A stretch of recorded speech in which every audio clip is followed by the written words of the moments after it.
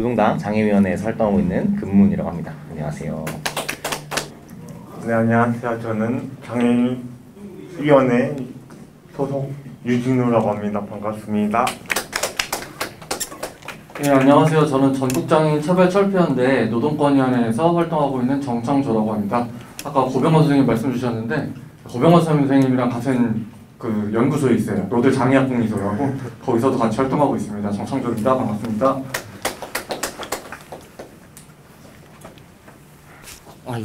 그러네.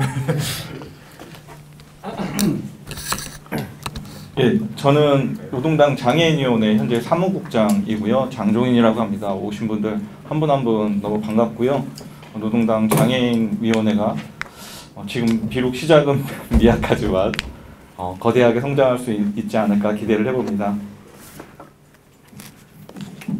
네, 그러면 참여자분들과 패널분들 모두 소개를 진행했는데요. 오늘 장애 세션은 자본주의를 넘어서는 노동당의 장애운동 방향이라는 대목으로 진행하게 됩니다. 사실 이번에 장애위원회가 그동안 활동을 잘 못하고 있다가 이제 이렇게 좀 잘 해보자 그런 하면서 이제 총회도 다음 달에 준비를 하고 있고요. 그래서 다음 내년도 사업계획도 논의를 하고 있는 상황입니다. 그래서 사회주의라는 흐름 속에서 장애 운동에 이제 어떻게 위치하고 또 장애 운동에 위치해서 또 사회주의 어떻게 좀 방향성을 가져갈 수 있을까 이런 고민들을 하면서 오늘 세션 준비도 하고 내년도 사업계획도 하고 있는데요. 이제 노동당의 장애운동 방향을 좀 같이 논의하고 함께 만들어 나가는 자리를 좀 가졌으면 좋겠습니다. 그래서 오늘 첫 번째 발제로는 유진우 노동당 장애위원회 회원님이 이제 또 발제를 해주시도록 하겠습니다. 네, 제가 발제한 부분은요. 전국장애인 차별연대가 작년 12월 6일부터 회의학 선전전하고 특정해서 장애인 권리를 확보 투쟁을 하기 위해서 그 지하철 3년전 또는 지하철 타기를 진행하고 있어요. 그런 부분들에 대해서 간략하면 간략히 좀 세부적으로 정리를 해왔어요. 그래서 그러면 그 투쟁의 역사를 한번 1년 정도로 진행하겠습니다. 2021년 11월 6일 해화역에서 전장현 수중 지선전전과 더불어 지하철 탑니다를 시작했습니다. 지하철 타는 이유와 선전전하는 이유는 단지 장애인이 출근길에 지하철 탈 수 있다라고도 할 수 있겠지만 더 나아가서 장애인 권리 예산을 보장하라는 이유 때문에 선전전과 지하철을 타고 있습니다. 지금 타고 있습니다. 장애인 이동권 투쟁의 시작은 21년 전 오이드역 수직형 리프트를 타다가 추락해 사망하는 참사를 계기로 해서 장애인 이동권 보장하라고 요구해 왔습니다. 네, 이것은 단순히 장애인 이동권 보장하는 것에 그치지 않고 장애인은 이동할 수 없어서 교육받을 수 없었고 교육할 수 없어서 누동하지 못해서 지역사회 사회갈 권리를 침해받았고 여전히 침해받고 있습니다. 하지만 중단의 요구에 정부는 아무런 뜻 없이 기다려라 라는 말을 뻔내고 예산의 문제로 방관하고 있습니다. 네, 제가 통계 자료를 가지고 왔는데요. 2020년 장애인 실태 조사에 따르면 장애인 외출 빈도는 월 매일 외출하는 경우가 45.4%로 반도 못 미치는 수준이라고 해요. 이런 것은 21년이나 지금이나 장애인 이동권이 열악하다는 것이고 세부 항목으로 들어가서 왜 외출하지 않느냐 질문에 39.8%가 교통수상 시 어려움을 느낀다라고 발표를 했습니다. 이 실태 조사에 따르면 이동할 수 없는 조건, 즉 지하철 이용할 때 비장애인들보다 몇 배의 시간이 들고 최상버스는 여전히 부족한 수준, 교통특별수단 여전히 장애 150명 중 한 대로 지정하고 있기 때문입니다. 네, 대중교통을 이용할 권리는 모든 국민에게 있어 보장해야 할 것, 받아야 할 것이라고 생각합니다. 하지만 여전히 장애인은 이동권이라는 것에 있어서 배제와 차별을 받고 있다는 사실을 알 수 있습니다. 또한 지하철 투쟁에 중요한 의제가 있는데요. 네, 이동권뿐만 아니고 교육권, 노동권, 탈시설 권리 이렇게 세 가지, 총 네 가지를 말하고 있습니다. 아주 중요한 의제, 제가 생각하는 중요한 의제는 뭐 탈시설 의제라고 할 수 있습니다. 네, 탈시설은 쉽게 말해서 시설에 입소해 있는 장애인들이 제사에 나와 탈할 수 있는 권리가 있다는 것입니다. 중요한 부분은 탈시설을 할 때 어떤 지원이 필요한지입니다. 뭐 간단히 말씀드리면 활동량 서비스 필요하고 뭐 지원주택 및 자립생활주택, 탈시설 정착금, 본인이 살아갈 수 있는 집, 접근이 가능한 식당, 이동할 수 있는 교통수단, 일자리는 아마 그 창조님께서 얘기를 해주실 것 같습니다. 네, 그래도 이러한 지원들이 탈시설한 장애인이 최소한의 권리를 보장받으며 차별받지 않고 지역사회에 살아갈 수 있도록 비장애도 동등한 시민으로서 살아갈 수 있는 지원입니다. 하지만 정부는 이런 것들을 예산의 문제로 아직 할 수 없다라고 하고 있습니다. 네, 최근인가요? 아무튼 기획재정부 추정호 장관의 말을 갖고 왔는데요. 이렇게 다 당연히 주면 나라가 망한다라고 했습니다. 네, 지하철 투쟁은 이혼 지 11개월쯤 됐습니다. 전단이 요구한 초기 요구안과 현지 요구안 비교하면 어떻게 변했는지를 간단히 말씀드리겠습니다.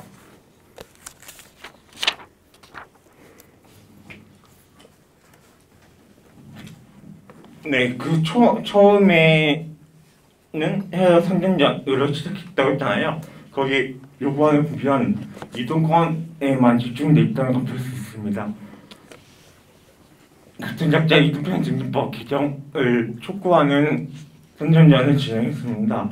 뭐 시행령을 보면 5년마다 5기년 계획을 세워 실행에 옮겨야 한다고 명시되어 있습니다. 하지만 교통작자 이동편증법은 2006년 제정 이래로 한 번도 제정이 된 적이 없습니다. 세부 요구안을 보면 전전에는 세부 요구안인데요. 특별교통수단 및 이동지원센터, 강역 이동지원센터 설치 의무, 운영 의무, 지역 간 간편 환승 체계 구축, 이동지원센터 운영의 공공화, 강역 이동센터 운영 기준 통일, 특별교통수단 및 버스, 택시 등의 정부 예산 지원, 특별교통수단에 대한 내용과 시외버스, 시내의 버스 퇴차 시 재산버스 의무화입니다. 네, 특별교통수단의 가장 중요한 쟁점은 서울에서 경기도로 이동할 수 있는 간역 이동지원센터를 설치하고 공공 운영을 하는 것입니다. 뭐 사실 특별교통수단을 운영하는 곳마다 그것이 지자체마다 다 다르고 운영비리가 없다 보니 시간도 제각각 콜센터 제각각이라서 지역을 갈 때마다 그 지역에 해당하는 이동지원센터에 등록하고 특별교통수단을 이용해야 합니다. 뿐만 아니라 정부가 민간업체 맡겨서 운영하다 보니 하나의 사업, 관리하기보다 하나의 사업으로 보고 있고 돈벌이로 보고 운영을 하지 이동권이나 권리를 제대로 알고 하는 것이 가장 있을까라는 생각도 듭니다. 네, 간역 이동지원센터가 중요한 것은 간역에 있다고 말할 수 있는데요. 수도권 어른 이동지원센터가 있다면 장애인 택시를 타고 서울 경기도로 갈 수 있고 경기도에서 서울 한 번에 갈 수 있습니다. 네, 비장애인은 택시를 이용할 때 서울에서 경기도로 경기도 서울로 생각하지 않고 목적지를 말하면 갑니다. 하지만 장애인은 콜택시 이용할 때는 정말 골치가 아픈데요. 어디가 서울과 제일 가까운 곳인지 찾아보고 그 장소에 내려서 뭐 30분 혹은 1시간 정도 동동시청, 수동시청 또는 도보로 이용하여서 서울에 도착해서 다시 서울 경크를 불러서 목적지까지 이동합니다.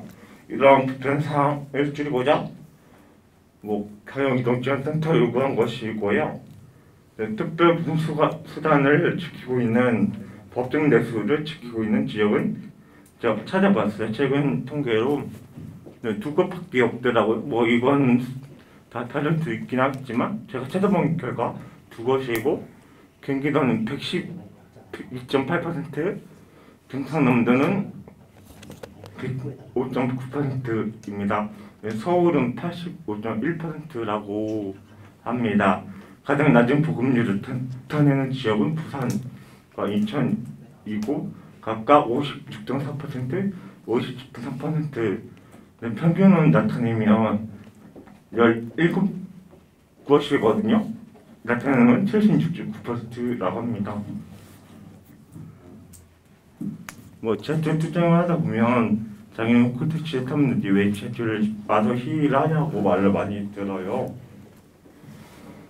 네, 그런데 현실은 법정 대세를 지킨 지역은 17곳 중 2곳이며 대기시간은 1시간 정도 걸립니다. 뭐 출퇴근 시간은 2시간, 3시간 넘게 걸릴 수도 있고요. 이런 현실에서 장애인 콘텐츠 사오는 것은 또 다른 폭력이 아닌가 저는 생각합니다. 네, 버스의 경우는 장애인 탈 수 없는 차별버스라고 제가 부르는데요. 많이 있어요. 버스를 이용하려면 저상버스를 타야 하는데 노선마다 저상버스의 대소가 달라서 한참을 기다려야 탈 수 있습니다. 그래서 버스 특별차 시 의무적으로 저상버스 도입하라고 요구하는 것입니다. 저상버스 도입률은 서울은 57.8%이며 전국은 30%를 웃도는 수준이라고 해요.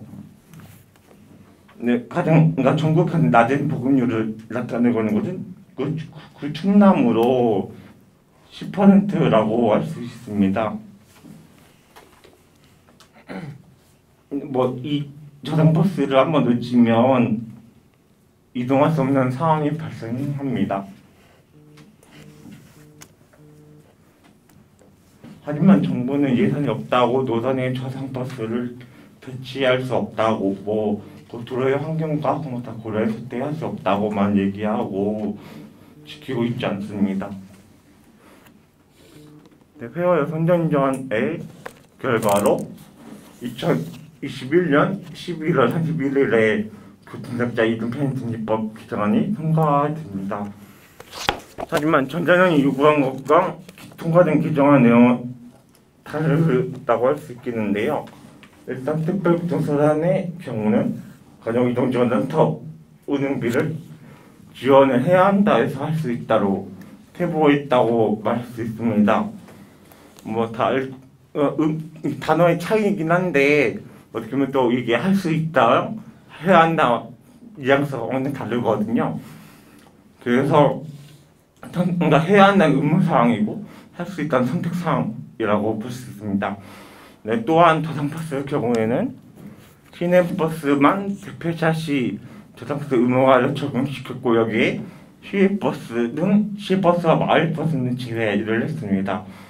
저상버스가 타길 수 없는 도로의 환경과 예산의 문제로 제시켰다고 하고 이 말은 저상버스 처음 도입했을 때 뭐 버스 타자 나오는데 이 경북구에서 처음 도입을 했다고 해요. 그때 김도현 선생님께서 말을 했는데 도로의 환경에 문제면 경북구도 안 되는데 왜 경북구는 되냐고 하면서 막 반론하셨거든요. 그거 봤을 때 별반 다를 게 없다고 저는 생각합니다. 그래서 당장이 요구하는 뭐 장애인 권리 예산으로 보장하라고 변화를 했습니다. 여기서 중요한 것은 초기 이동권에 집중되어 있던 요구안이 3가지가 추가되었습니다. 교육권, 노동권, 탈시사 권리 이 3가지인데요. 이동권만 보장된다고 하여 장애인이 안전하고 편리하게 지역사회에 살아갈 수 없다는 것 전제를 하고 교육을 받아야 하고 노동도 해야 하며 자기 선택권과 자기 가치권을 완전히 보장받아 지역사회에 안전하고 편리하게 비장애인들이 권리라고 생각하지도 못한 권리를 동료 시민으로서 동등하게 누릴 수 있을 때 그때 비로소 장애인이 안전한 민주로 살아갈 수 있고 있기에 변화를 했다고 저는 생각합니다. 하지만 뭐 문제는 문제가 있습니다. 그것은 예산이라고 할 수 있겠는데요. 네, 80년대 독일에 장애인 학살이 있었습니다. 1989년도라고 하고요. 유대인 학살 이전에 장애인 학살이 먼저 있었고 그것을 티포 프로그램이라고 합니다. 티포 작전이라고 하는데요. 티포 작전은 비장애인과 장애인을 비교했을 때 누구를 살리는 게 효율적이지 자본주의 체제 안에서 비용이 좀 더 적게되는 진짜 누구인지를 확인해서 이윤 가치적으로 판단하여 장애인 학살은 작전입니다. 이것은 자본주의 체제의 장애인을 존재로 보지 않고 고통이 많이가는 개체 혹은 사회에 쓸모없는 존재 판단한 것입니다. 그래서 40만 명을 죽였고 장애인은 죽임을 당했습니다. 네. 현재도 지금 최근에 말하고 있는 게 한국판 티포라고 해요. 그 멈추라고 하고 있습니다. 그래서 폭우 참사 때 발자등인과 그 가족들이 폭우를 피하지 못해 죽임을 당했고 오로지 장애인을 돌봐하는 존재가 가족에 한정되어 있다는 것. 그런데 그 가족들도 감당하지 못해서 죽음을 선택할 수밖에 없는 환경, 이 사회에 맞는 게 누구이냐라고 말하고 있습니다. 이것은 개인의 문제가 아니고 장애인의 삶을 방관한 결과, 정부가 방관한 결과고요. 분명 주체가 여전히 가족에게 한정되어 있기 때문에 이런 죽음들이 일어나고 있다고 생각합니다. 네, 투쟁 1주를 넘어갈게요. 네, 총 5개 나눴는데요. 해외 선전전과 2021년 1월부터 시작된 장애인 권리 보장 투쟁, 2월 전중후보 TV 토론회, 3월 인수위 장애인 권리 보장 축구, 3월 한일매일 삭발 투쟁 시작, 5월부터 시작된 삼각적 투쟁이 있습니다. 네, 회화 선전전은 아까 좀 말씀드렸는데 넘어가도 될까요? 네. 그다음에 1월달에 장애인 권리랑 보장 투쟁을 곧바로 시작했는데요. 이 11월 말에 초등자자 이동편의등기법 통과가 되고 시내버스 특별차 시 저작권 도입을 의무화하라고 되었습니다. 하지만 여기서 정자장이 요구한 건 예산을 확보하는 건데 그 예산을 확보하지 않았다고 생각이 되어서 권리예산 확보 투쟁을 하라고 얘기하고 있습니다.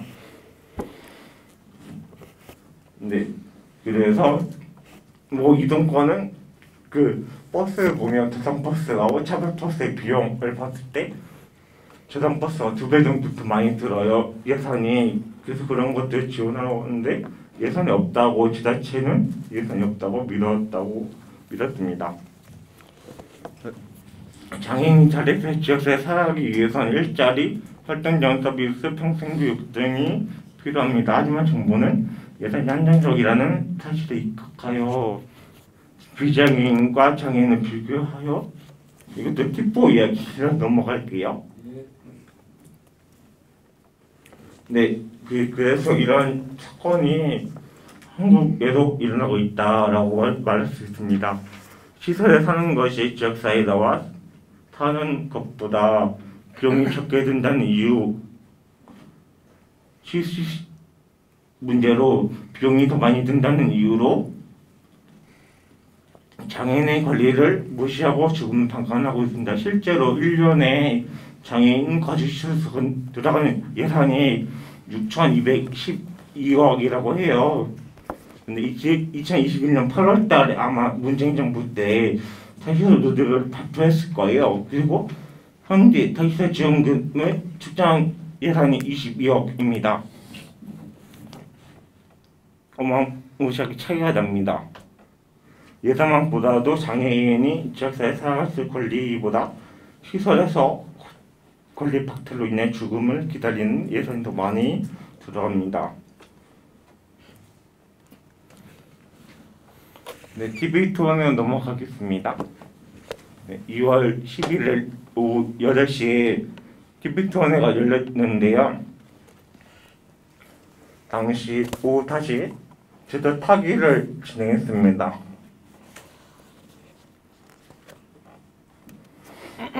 하면서 저희가 요구한 것은 대선 토론 때 장애인 권리 예산을 보장하는 약속을 하는 것입니다. 당일 오후 8시에 열린 대선 TV 토론회에서 장애인 권리 예산은 나오지 않았습니다. 수많은 날 여기서 선전전을 통해 장애인 권리 예산을 알리고 시민들에게 요구를 들으면서 예산 투쟁을 했지만 대선 후보자들은 문북부답으로 일관했고요. 이어 8월 21일 오후 8시에 또 대선 토론회가 열렸는데요. 이때 심상정 후보가 마무리 1분 발언에서 장애인 이동권 예산을 얘기했습니다. 이거는 제가 발췌해 와가지고 한번 읽어보시면 좋을 것 같습니다. 이재명 후보는 마지막에 이동권 관련 얘기했지만 장애인 권리 예산 보장이라기보단 이동권에만 초점 두어 발언한 점이 아쉬웠습니다. 네, 3월 인수위 장애인 권리 예산 보장 축구 투쟁입니다. 3월 9일에 대통령 끝나고 장애인 권리 예산을 언급하지 않은 윤석열이 대통령이 되었습니다. 3월 14일과 21일에 인수위에 있는 경북동역 근처에서 기자회견하면서 인수위 권리 예산 보장 촉구를 했습니다. 네. 우리는 윤석열이 대통령 집무실을 용산을 옮기는데 500억이 들고 빠르게 예산 통과하는 결과를 봤습니다. 이에 대통령 집무실 옮기는 투스피드 장애인 권리 예산은 수로라는 말로 기자회견 뒤덮었습니다.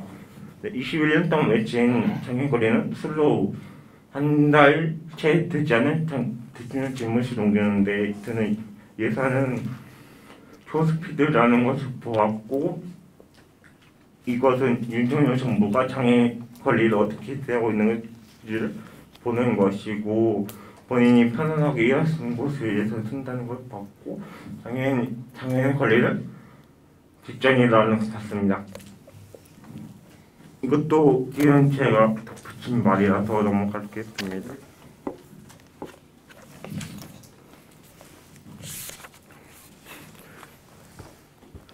네, 이제 삭발식을 시작했는데요. 3월 30일에 이때 서울시 장애인 자립센터 협의회 회장이신 이정숙 회장님부터 삭발을 시작했습니다.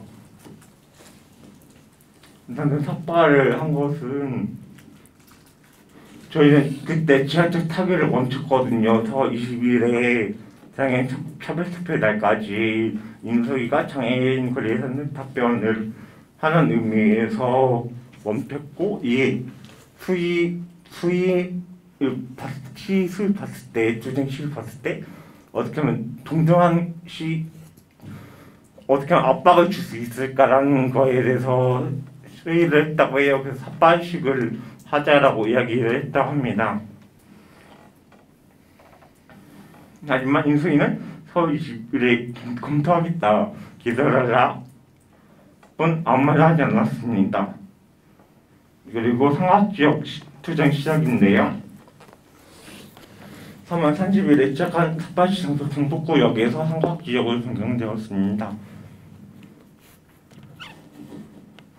끝내 대통령 집무실이 용산으로 옮겨져서 용산을 전용하는 경북 삼각지역이 청와대가 용산에 위치한 대통령 집무실과 가장 가까운 역이라서 삼각지역에서 투쟁이 시작하기도 했고 또한 그 행진도 같이 했거든요. 처음에는. 그래서 출근하는 시민들에게 장애인 예산을 알리는 의미 또 있습니다. 5월 27일에는 상급지 분장소가 설치되었습니다. 달달 중증장애인 참사 분장소라고 수막이 들렸는데요. 6건의 발사장인과 그 가족의 죽음을 정부가 책임지는 것으로 시작되는 것입니다. 여기에 발사장인 24선 지원 체계 구축, 장애인 권리 보장이 요구입니다. 이러한 요구안을 가지고 설치되었습니다. 이렇게 해서 쭉 투쟁이 이어지고 있습니다. 네, 아마 언제지? 저번 주 화요일 날일 거야. 아마 그때 지하철 타긴 했는데 그때가 41차였거든요. 그래서 꾸준히 지하철 타고 있고 해외 선전은 매일 아침에 하고 있습니다. 삭발식도 지금 계속 진행하고 있어서 관심 있으시고 삭발을 하고 싶다 하시면 연락을 주시면 감사하겠습니다. 그래서 지하철 투쟁 의미인데요. 이건 제가 다른 글을 쓴 곳에서 발췌를 해야 하는데요. 간단히 그건 그거예요. 지하철 탄다는 게 어떤 의미일까? 저는 뭔가 재미가 없으면 안 하거든요. 모든 걸 일을 할 때. 그렇다 보니까 이 지하철 투쟁 의미를 찾는 게 또한 재미있는 작업이겠다라고 해서 하고, 제 개인적인 생각은 지하철 타다 보면 장애인들을 볼 수 있는 게 거의 없어요. 출퇴근 시간은 진짜 많이 장애인들을 볼 수 없거든요. 왜 이렇게 할까 생각하다가 빠르게 움직이는 구조가 문제라고 생각해요. 저는 그래서 출근시길에 막으면 20분 정도 타기를 하고 맞게 하거든요. 타기할 때는 그냥 타기만 하거든요. 그래도 당연히 10명이 타면 한 5분, 한 10분 정도 후회가 돼요. 그렇다면 그걸 연착을 보는 사람도 있는데 10분이라는 시간을 기다리지 못하고 하면 장애가 함께 살 수 있을까라는 생각도 하면서 자본주의 표본이 지하철 생각하거든요. 빨리빨리 움직이는 거에서 정시간에 출발해야 또 정시간에 맞춰서 출근을 해야지만 돈을 벌 수 있는 사회, 또 자본주의 시스템 안에서 1분 1초가 돈이 되는 사회잖아요. 그렇다 보니까 그런 것에 배제되어 온 존재가 누구인가. 장애인 배제되어 왔다. 그동안 잊혀져왔던 존재들이 이제 거리를 확보하기 위해서 투쟁을 하는데, 시민들 욕과 정부의 그런 무차별한 폭력 앞에서 뭐랄까 그냥 기다리는 말하면 저는 그런 것도 싫고, 그걸 어떻게 하면 이 비장의 중심 구조를 정복시킬 수 있을까? 자본주의 체계에서 존재를 지우는 자본주의 안에서 어떻게 하면 좀 더 존재를 알리는 거 할 수 있을까 하다가 이 지하철 투쟁이야말로 스스로 권리를 요구하고 하는 게 저는 그런 거에 의미가 있다고 생각합니다. 또 다른 것, 장애인하고 함께 살려면 이 정도는 기다려야지 라는 것도 보여줄 수 있고, 시민들에게 장애인 권리 예산이 무엇인지 알리고, 또한 그에서 사회구조가 문제라고, 장애인의 문제가 아니고 사회구조가 문제고 그런 걸 알리는 게 중요한 제 생각이고 의미라고 생각합니다. 네, 마지막으로 제가 주차 추진 참여하면서 느꼈던 경험, 생각을 간단히 적었는데요. 일단 읽겠습니다. 저는 노총장의 소속 활동가이면서 장애인 당사자입니다. 작년 11월부터 시작된 지하철 타기와 올해 2월부터 현재까지 참여하고 있는데요. 지하철 당긴 의미는 다른 사람들이 단순 교통수단이라고 말하겠지만 단순 교통수단이 아닙니다. 21년간 장애인 삶을 앗아갔던, 현재에도 앗아가고 있는 장소입니다. 저는 지하철 타려면 많은 생각을 합니다. 환승 엘리베이터가 가까운 승강장이 몇 번인지, 엘리베이터 앞에 몇 명이 대기자가 있는지, 승강장과 지하철 사이 틈이 얼마나 넓은지, 약속 시간보다 늦으면 어쩌지 이런 생각하다 보면 장애인 삶이란 게 얼마나 차별적인지, 비장애인 중주자가 만든 사회는 얼마나 열받게 하는지 확인할 수 있는 순간입니다. 저는 이 차별적인 상황을 전복시키는 투쟁이 지하철 투쟁이라고 생각합니다. 지하철이 비장의 주인 구조에서 자본주의에서 하나의 동수단으로 시간으로 돈으로 연결되어 있고 빠르게 움직이는 순간 그 속도에 따라줄 때 배제당하는 존재가 있기에 그러한 상황을 전복시키는 투쟁이라고 생각합니다.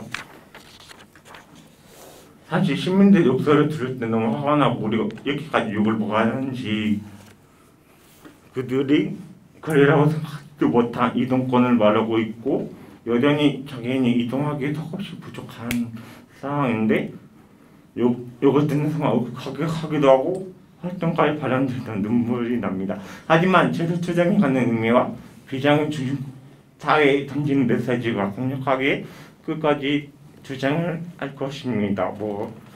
자본주의가 놓치고 하는 존재, 지우는 존재들, 비장의 중심 사회가 폭력적으로 장애인을 배제하는 사회를 전복시키는 투쟁을 함께하고자 이 자리에 계신 노동당 원분들께 연대의 요청을 보냅니다. 그래서 우리가 원하는 모두가 평등하고 자본주의와 가득해 존재를 지우는 세계상이 아니라 존재 그대로 존중받고 세상을 향해 함께 만들어갔으면 좋겠습니다. 라고 하면서 마치겠습니다. 방금 유진우 동지께서 그 말씀을 주신 것처럼 그 사실은 장애인 투쟁과 관련하면 많은 분들이 이제 이동권을 많이 떠올리세요. 그리고 올해 한 해 되게 많이 이슈가 됐었죠. 지하철 타기 투쟁으로 많이 이슈가 됐는데 거기서도 이제 사실은 이동권 투쟁으로만 많은 분들이 알고 계시더라고요. 그런데 사실은 이게 이동권, 그 교육권, 노동권, 그다음 탈시설 권리과 관련된 기본권의 보장 전반이 걸려 있는 투쟁이었고, 그리고 거기에 대한 어떤 권리 예산이라는 거를 국가가 제대로 보장해라라는 투쟁이었는데 유진우 동지께서 잘 설명을 주신 것 같습니다. 저는 근데 그 중에서 이제 특히 이제 노동권과 관련된 이야기를 좀 나눠볼까 합니다. 사실 장애인 노동권 하면은 많은 분들이 굉장히 좀 낯설어하세요. 그리고 사실은 그 사회주의 좌파 운동을 하시는 분들도 장애인과 관련된 정책과 관련된 이야기를 하면은 노동과 관련된 이야기를 좀 부차적인 영역으로 두고 복지를 제대로 제공하면 되는 영역 이렇게 많이들 생각을 하시는 것 같은데 근데 사실은 그 장애인 노동과 관련된 논의가 사실은 그 장애인 기존의 어떤 세계 생산의 주체로서 인정받지 못해왔던 어떤 장애인들을 세계 생산의 주체로 만드는 동시에 어떤 사회주의의 기본 지향이라고 할 수 있는 임금 노동의 지향과 긴밀하게 맞닿아 있다고 저희는 생각을 하고서 장애인 노동권 투쟁을 진행을 하고 있습니다. 그래서 사실 장애인 노동권 투쟁 자체가 어떻게 보면은 자본주의적인 노동 시스템에 대한 전반적인 임금 노동 시스템에 대한 전반적인 어떤 비판과 속에서 지향 속에서 시작이 되고 있다라는 말씀을 드리고 싶습니다. 먼저 그 장애인들의 노동 현황에 대해서 말씀을 드릴 텐데요. 말씀 안 드려도 굉장히 열악할 걸로 예상이 되시죠? 정말 상상하기 힘들 정도로 열악합니다. 일단은 여기 초록색으로 된 경제활동 참가율 부분부터 좀 말씀을 드릴게요. 장애인의 경제활동 참가율이요. 이게 2020년 기준인데 지금 37%입니다. 전체 인구는 63%인데 전체 인구가 63% 정도로 낮게 나올 수 있는 거는 사실은 취업을 예정된 그러니까 예비 노동자들까지 이 비경제활동 인구에 포함되기 때문에 63% 정도가 나오는 거죠. 그런데 사실은 장애인들 같은 경우에는 지금 그 인원들 다시 취업을 할 수 있을 거라는 기대감 자체가 굉장히 낮은 사람들이 있기 때문에 여기서 37%라는 굉장히 낮은 수준으로 나타나고 있고 그 다음에 사실은 이게 중증장애인까지 치면요 정말 낮아요. 중증장애인들 같은 경우에는 지금 경제활동 참가율이 한 20% 정도밖에 되지 않습니다. 그리고 겨우 노동을 하게 되더라도 임금 수준이 굉장히 낮을 걸로 예상이 되시죠. 실제로 굉장히 낮습니다.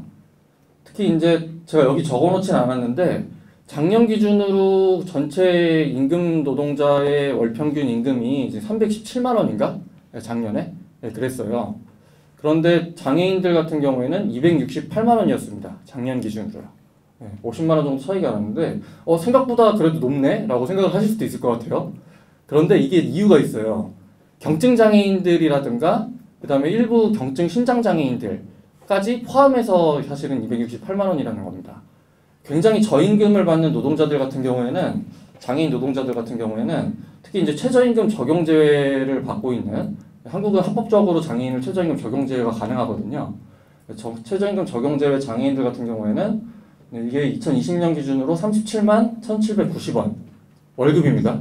일당이 아니라 월급으로 이 정도인데 작년에 심지어 떨어졌습니다. 36만 5천 원으로 떨어졌고 이거를 최저시급으로 환산해 보면은 2020년 기준인데 이것도 8,350원이었는데 최저시급으로 환산해 보면은 시급으로 3,000원 정도로 환산이 되고 있어요. 그 다음에 또 겨우 취업을 하더라도 일단 불안정하고 굉장히 고위험 일자리들의 경증 장애인들도 포함이 되는 경우가 굉장히 많습니다. 그래서 비정규직 비율도 보시면은 60%에 육박하는 장애인 노동자 전체의 60%에 육박하는 수준이 되고 있어요. 그리고 저희가 이제 장애인 하면은 다 이렇게 묶어서 생각을 많이 하는데 사실 유형별로도 굉장히 차이가 크거든요. 아까 말씀드린 그 정도 경제활동 참가율이 나올 수 있는 이유 그리고 임금 수준이 그나마 높게 나올 수 있는 이유는 유형별로 편차가 굉장히 크기 때문입니다. 그나마 이제 지체장애인들이 고용률이 좀 높은 편이에요. 경제활동 참가율이 그나마 높은 편이고 근데 임금 수준도 지체장애인들이 좀 높은 편입니다. 이제 반면 지금 이 하얀 선으로 된 게 이제 고용률인데요. 근데 시각장애인, 청각장애인도 비교적 높긴 합니다만 이거 굉장히 낮긴 합니다만 장애 유형별로 치면은 그나마 좀 높은 수준인 거죠. 근데 여기 청각장애인, 시각장애인들 같은 경우에도 어떤 특정 직종에 굉장히 한정된 채로 노동을 하고 있습니다. 근데 가장 심각한 이제 경제활동 참가가 가로막힌 가장 심각한 유형이 뇌병변 장애인 그리고 발달 장애인입니다. 이제 심지어 뇌병변 장애인은 고용률이 지금 이게 18년 기준인데 9.8%. 이게 제가 일부러 이 자료를 안 바꾸고 있어요. 왜냐면은 전혀 지금 5년째 똑같습니다. 0. 몇 프로만 바뀌고 계속 똑같아요. 그래가지고 이 자료를 그냥 언제 바뀌나 보자 하고 그대로 사용하고 있는데 실제로 지금 고용률이 뇌병변 장애인 2018년 기준 9.8%, 발달 장애인들 같은 경우 20%를 왔다 갔다 하고 있습니다. 임금 수준도 뇌병변 장애인, 발달 장애인이 유난히 굉장히 떨어지고 있어요. 아까 이제 최저임금 적용 제외된 장애인 얘기했는데 36만 원 받는 분들.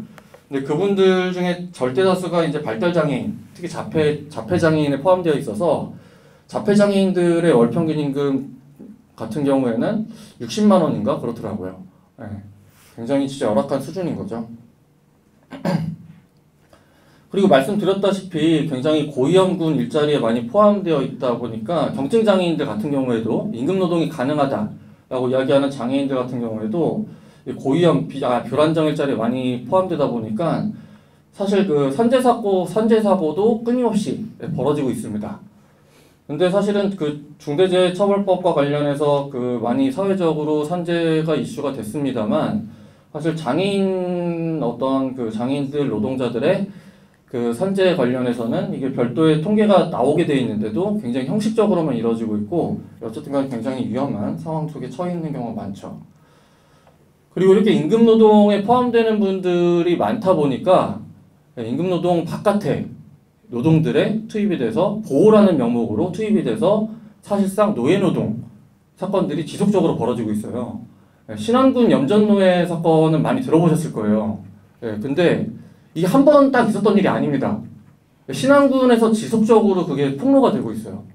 신안군에서 지속적으로 노예노동 사건들이 폭로가 되고 있고 엊그제도 기사가 2개가 나왔더라고요. 부산에서 노예노동 형식, 임금 지급하지 않고 그냥 이렇게 보호 형식으로 우리가 데리고 있으면서 그냥 가족처럼 이렇게 가족같이 일을 시켰다. 그리고 우리가 거기 거처도 제공해주고 숙식도 제공해줬다. 이런 방식으로 노예노동들이 끊임없이 벌어지고 있습니다. 이거 그래도 사회적으로 좀 이슈화가 된 사건들인데 노예노동 사건. 어쨌든 이런 일들이 벌어지고 있습니다.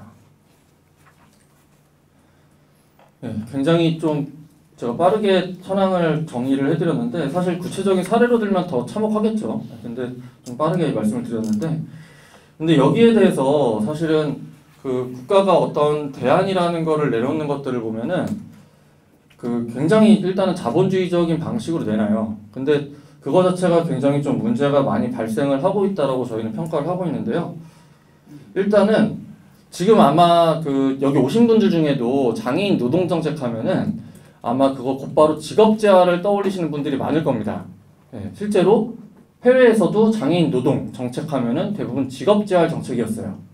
근데 이 직업 재활이라는 게 굉장히 자본주의적인 발상이거든요. 그러니까 뭐냐면은 기존의 어떤 그 임금 노동 능력을 갖추지 않은 사람, 갖출 수 없는 사람을 훈련을 시켜가지고 임금 노동에 적합한 노동력으로 거듭나게 만든다. 라는 게 바로 직업 재활입니다. 아무리 아름답게 포장해봤자 사실은 여기서 벗어나지가 않아요. 그러면은 사실은 이 발상 속에서는 기존의 임금 노동을 수행할 수 있는 어떤 정상적인 노동력이 될 수 없는 사람들은 일단 비정상이라는 거죠. 비정상이라는 걸 전제로 하고서 이거 직업 재활이라는 게 이루어질 수밖에 없죠. 그러다 보니까 장애인이 현 상태는 결국 세계 생산, 세계와 관련된 재반의 생산에 참여할 수 없는 존재다. 지금 당신이 재활을 거치지 않는 한, 훈련을 거치지 않는 한, 이런 방식의 어떤 발상 속에서 직업 재활 정책이 이루어지고 있기 때문에 굉장히 좀 그 문제가 많다라고 좀 평가를 할 수 있을 것 같고요. 그런데 이거를 한다고 해서 실제로 고용 지표들이 나아지지가 않습니다. 지금 한국에서 장애인 고용 그 관련된 법률이 제정돼서 시행된 지가 30년이 넘었어요. 장애인 고용촉진법이라는 게 시행돼서 시행된 지가 30년이 넘었는데, 근데 30년이 넘었는데도 아까 그 수준을 보십시오. 아까 그 고용률과 임금 수준을 보십시오. 실제로 직업재활 정책을 30년 동안 해왔다고 얘기하는데 장애인 고용지표는 그렇게 눈에 띄게 나아지지 않는 상태죠. 더군다나 이 직업재활이라는 거는 말씀드렸다시피 그 정상적인 노동력으로 거듭나게 만드는 게 목적이기 때문에 훈련을 받아서 거듭나게 될 수 있는 사람들을 대상으로 합니다. 이 말은 훈련을 받아도 임금 노동자로서 거듭날 수 없는 사람들 같은 경우에는 염두에 두지 않는 거예요. 그러다 보니까 중증 장애인들 같은 경우에는 이 직업재활 이념 속에서 포함이 애초부터 배제되어 있는 겁니다. 그러다 보니까 중증 장애인들의 고용률이 20% 정도밖에, 경제활동 참가율이 20% 정도밖에 나오지 않는 이유도 사실 거기에 있는 거죠. 그리고 이제 아까 말씀드렸다시피 직업재활 성공하면 뭐가 나아지냐? 아니죠. 아까 말씀드렸다시피 저임금, 불안정, 고위험군 일자리에 지속적으로 포함되는 상황들이 지속이 되고 있습니다. 이 최저임금 적용 제외가 지금 최저임금법에도 포함되어 있다라고 아까 말씀을 드렸는데, 사실 이 최저임금 적용 제외라는 것 자체가 굉장히 자본주의적인 발상 속에서, 능력주의적인 발상 속에서 마련이 된 겁니다. 그러니까 6조 최저임금법 6조에 보시면은 아마 잘 아실 것 같은데, 여기 사용자는 최저임금에 적용을 받는 근로자에게 최저임금액 이상의 임금을 지급하여야 한다라고 되어 있죠. 7조에 보면은 바로 이렇게 되어 있어요. 예외가 있다라는 겁니다. 그게 이제 정신장애나 신체장애로 근로능력이 현저히 낮은 사람, 그리고 그 7조 2항에 보면은 제가 빼먹었는데 2항에 보면 그 밖의 이유로 최저임금을 지급하는 게 적당하지 아니한 사람, 이렇게 되어 있어요. 근데 이게 결국에는 최저임금에서 제외한다는 거는 그 자본주의적인 어떤 기준 속에서 생산성이 떨어지는 사람에게 최저임금을 지급하지 않아도 된다라는 거죠. 그러니까 결국에는 어떤 노동 능력을 기준으로 해가지고 생산성이 떨어지면은 최저임금법의 취지 자체가 사실은 저임금 노동자의 생활 안정인데, 그리고 임금의 어떤 목적 자체가 노동력 재생산 수단인데, 근데 어떻게 보면은 지금 이 어떤 능력이라는 걸 기준으로 해가지고 최저임금법 취지에도 맞지 않게, 그리고 어떻게 보면 자본주의의 임금의 기본 취지에도 맞지 않게 애초부터 장애인들을 노동 그 최저임금으로부터 배제하는 현상들이 벌어지고 있는 거죠. 그래서 실제로 굉장히 좀 치욕적인 어떤 과정들을 거쳐서 장애인들을 최저임금으로부터 배제를 합니다. 실제로요. 여기 제가 작업능력 평가라고 적어놨는데, 뭐 이렇게 2명의 기준 노동자를 설정해 두고서 장애인이랑 같이 노동을 시켜요. 장애인이랑 같이 노동을 시켜가지고 그 기준 노동자가 10개 만들 동안 이 사람이 6개 만들었다. 그럼 70% 미만이네, 생산 능력이? 그러면은 최저임금 안 줘도 됩니다. 심지어 어떤 일들이 벌어지고 있냐면 그 장애인이 근로지원인을 제공받아서 같이 노동을 하고 있어요. 비장애인 근로지원인과 같이 노동을 하고 있습니다. 자, 그럼 생산 능력이 엄청 올라갈 거 아니에요. 그런데도 근로지원인 제외하고서 장애인 개인의 능력만 따져가지고 최저임금을 지급하지 않아도 됩니다. 현재요. 네, 그렇게 돼서 현재 그 최저임금 적용에서 제외된 장애인 노동자가 현재 9,000명, 1년에 9,000명 수준으로 5년째 유지가 되고 있는 상황이에요. 근데 여기에 대해서 국내외적으로 계속 문제 제기가 되는데 여기에 대해서도 이제 정부가 대안을 내놓는 걸 보면은 굉장히 좀 황당합니다. 예전에는 작업 능력 기준이 아까 제가 70% 말씀드렸잖아요. 이거 완화한다고 90%였고 옛날에 90%였어요. 그러니까 10개 만들 또 기준 노동자가 10개 만들 동안 장애인 노동자가 9개 이상 만들어야지만 최저임금을 보장받을 수 있었다는 겁니다. 근데 이게 기준이 바뀌어가지고 70%가 됐는데 되게 웃긴 게 뭐냐면요. 이거 70%로 내려간 이후에 최저임금 적용 제외 장애인 노동자의 수는 더 늘어났어요. 네. 굉장히 형식적으로 마련해 놓은 기준이죠, 그냥. 네. 형식적으로 마련해 놓은 기준이고, 더군다나 이거에 대해서 대안을 국가가 계속 마련한다고 하는 거는, 뭐, 최저임금 적용 제외 장애인 노동자가 최저임금 이상 받을 수 있는 일자리로 이전시켜주는 훈련을 더 시키겠다. 네. 훈련을 더 시키겠다고 얘기를 하는데, 근데 그것도 성과가 당연히 안 좋을 거라고 저는 확신을 하는데 실제로 안 좋습니다. 네, 그런 상황들이 지속이 되고 있어요. 근데 이게 한국만 지금 문제가 되고 있는 게 아니고요. 지금 국제적으로 신자유주의화의 흐름이 이어진 이후에 어떤 최저임금 법 속에서 각국의 최저임금 법과 최저임금 제도 속에서 어떤 능력주의적인 어떤 발상들이 더 강화가 되면서 이 장애인 최저임금 적용 제외가 국가 그 제외하는 국가들이 국제적으로도 지금 증가하고 있는 추세입니다. 굉장히 좀 안타까운 현실이죠. 그리고서 이제 좀 그 장애인들에게 그나마 좀 그래도 국가 차원에서 그래도 안정적으로 복지 차원으로 생각을 많이 하는데요. 어떤 복지 차원에서 그래도 장애인도 노동을 해야 되니까 그래도 일자리를 좀 만들어주자. 이 사람들 불쌍하니까 일자리를 좀 만들어주자 라고 해가지고 굉장히 시혜적인 일자리들을 굉장히 많이 만들어 놓습니다. 물론 이 어떤 그 공공일자리라는 것도 지금 굉장히 좀 의미가 크다라고 하는 것들까지 최근에 이제 노인 공공일자리가 이슈가 되고 있잖아요. 노인분들이 이제 공공일자리를 잃고 나서 그거 자체도 굉장히 의미가 컸다라는 말씀들을 많이 하시는데 이 실제로 국가가 그리고 지자체가 만들어 놓은 이 복지일자리, 공공일자리에서도 참여하는 장애인분들 같은 경우에 그 어떤 굉장히 좀 그런 의미들을 가지고 계시긴 하더라고요. 그런데 실제로 보면은 굉장히 그 노동의 어떤 성취감 자체도 느낄 수 없는 굉장히 그리고 형식적으로 만들어 놓은 일자리에 장애인들을 넣어놓고 굉장히 임금 수준도 굉장히 최저임금 수준이죠. 최저임금 수준으로 주고 있고 이런 굉장히 시혜적인 공공일자리만 좀 양산을 하고 있는 그런 상황이 벌어지고 있어요.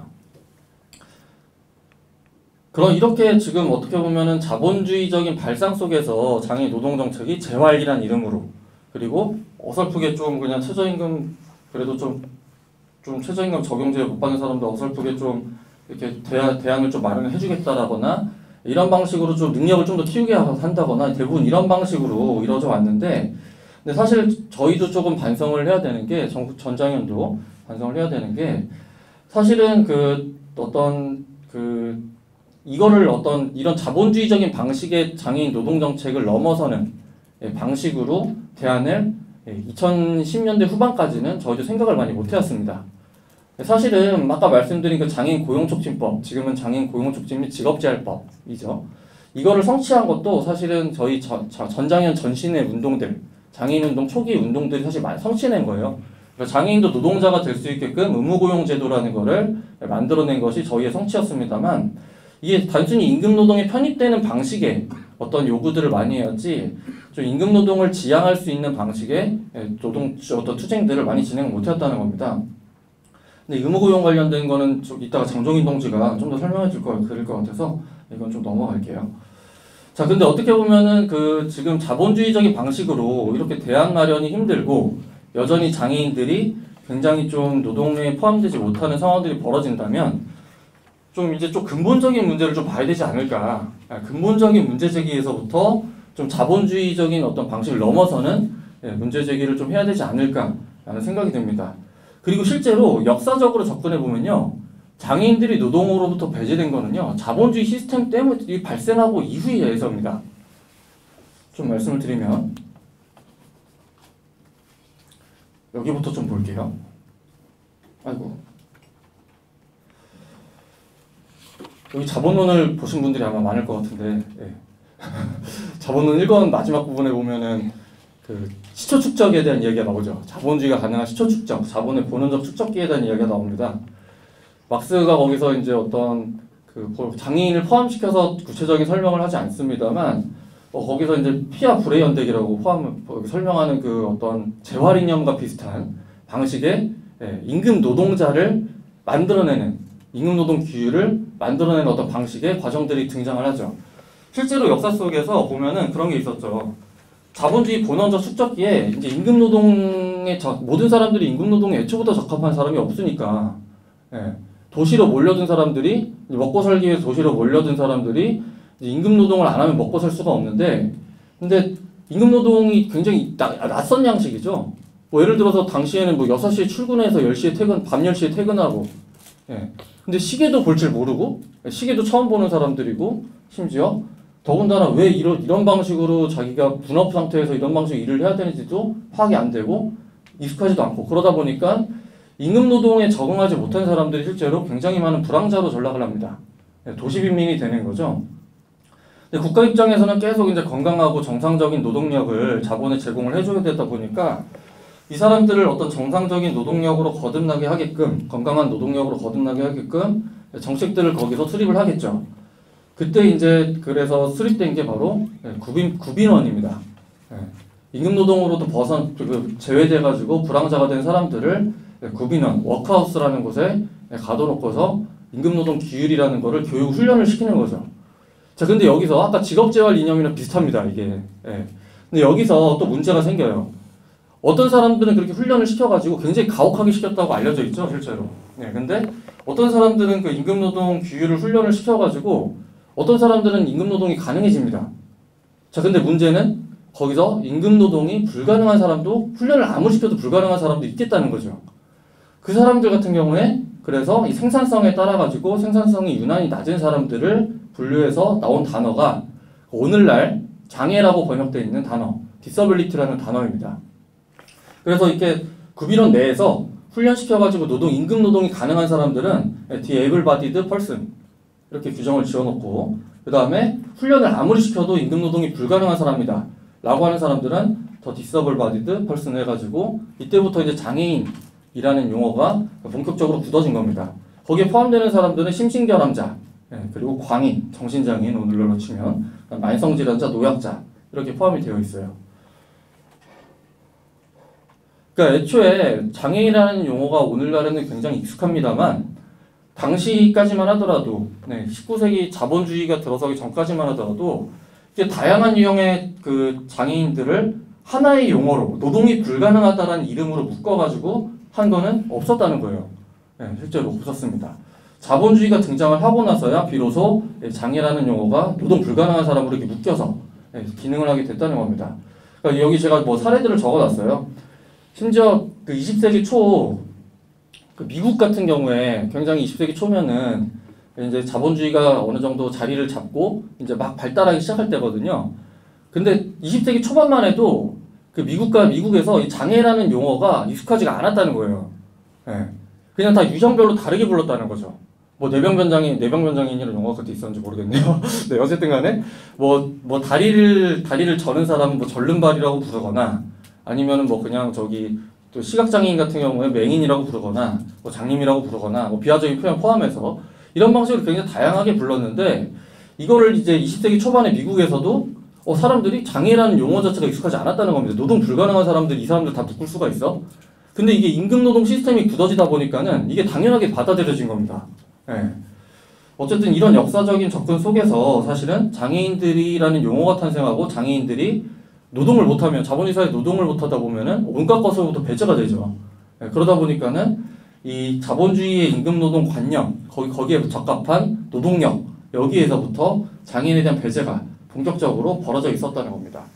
이 말은 결국에는 그 특정한 어떤 생산 시스템에 따라서 장애인이란 용어가 발생을 하고, 그 다음에 장애인에 대한 차별과 배제들이 발생을 한다면, 그럼 만약에 생산 시스템이 지금의 방식이 아니라 다른 방식으로 구성이 된다면 혹시 지금처럼 똑같이 장애인에 대한 차별과 억압이 있을 것인가? 여기에 대해 생각을 해봐야죠. 물론 중세 때도 장애인에 대한 차별, 억압, 뭐 조선시대 때나 이럴 때 없었던 거 아닙니다. 있었어요.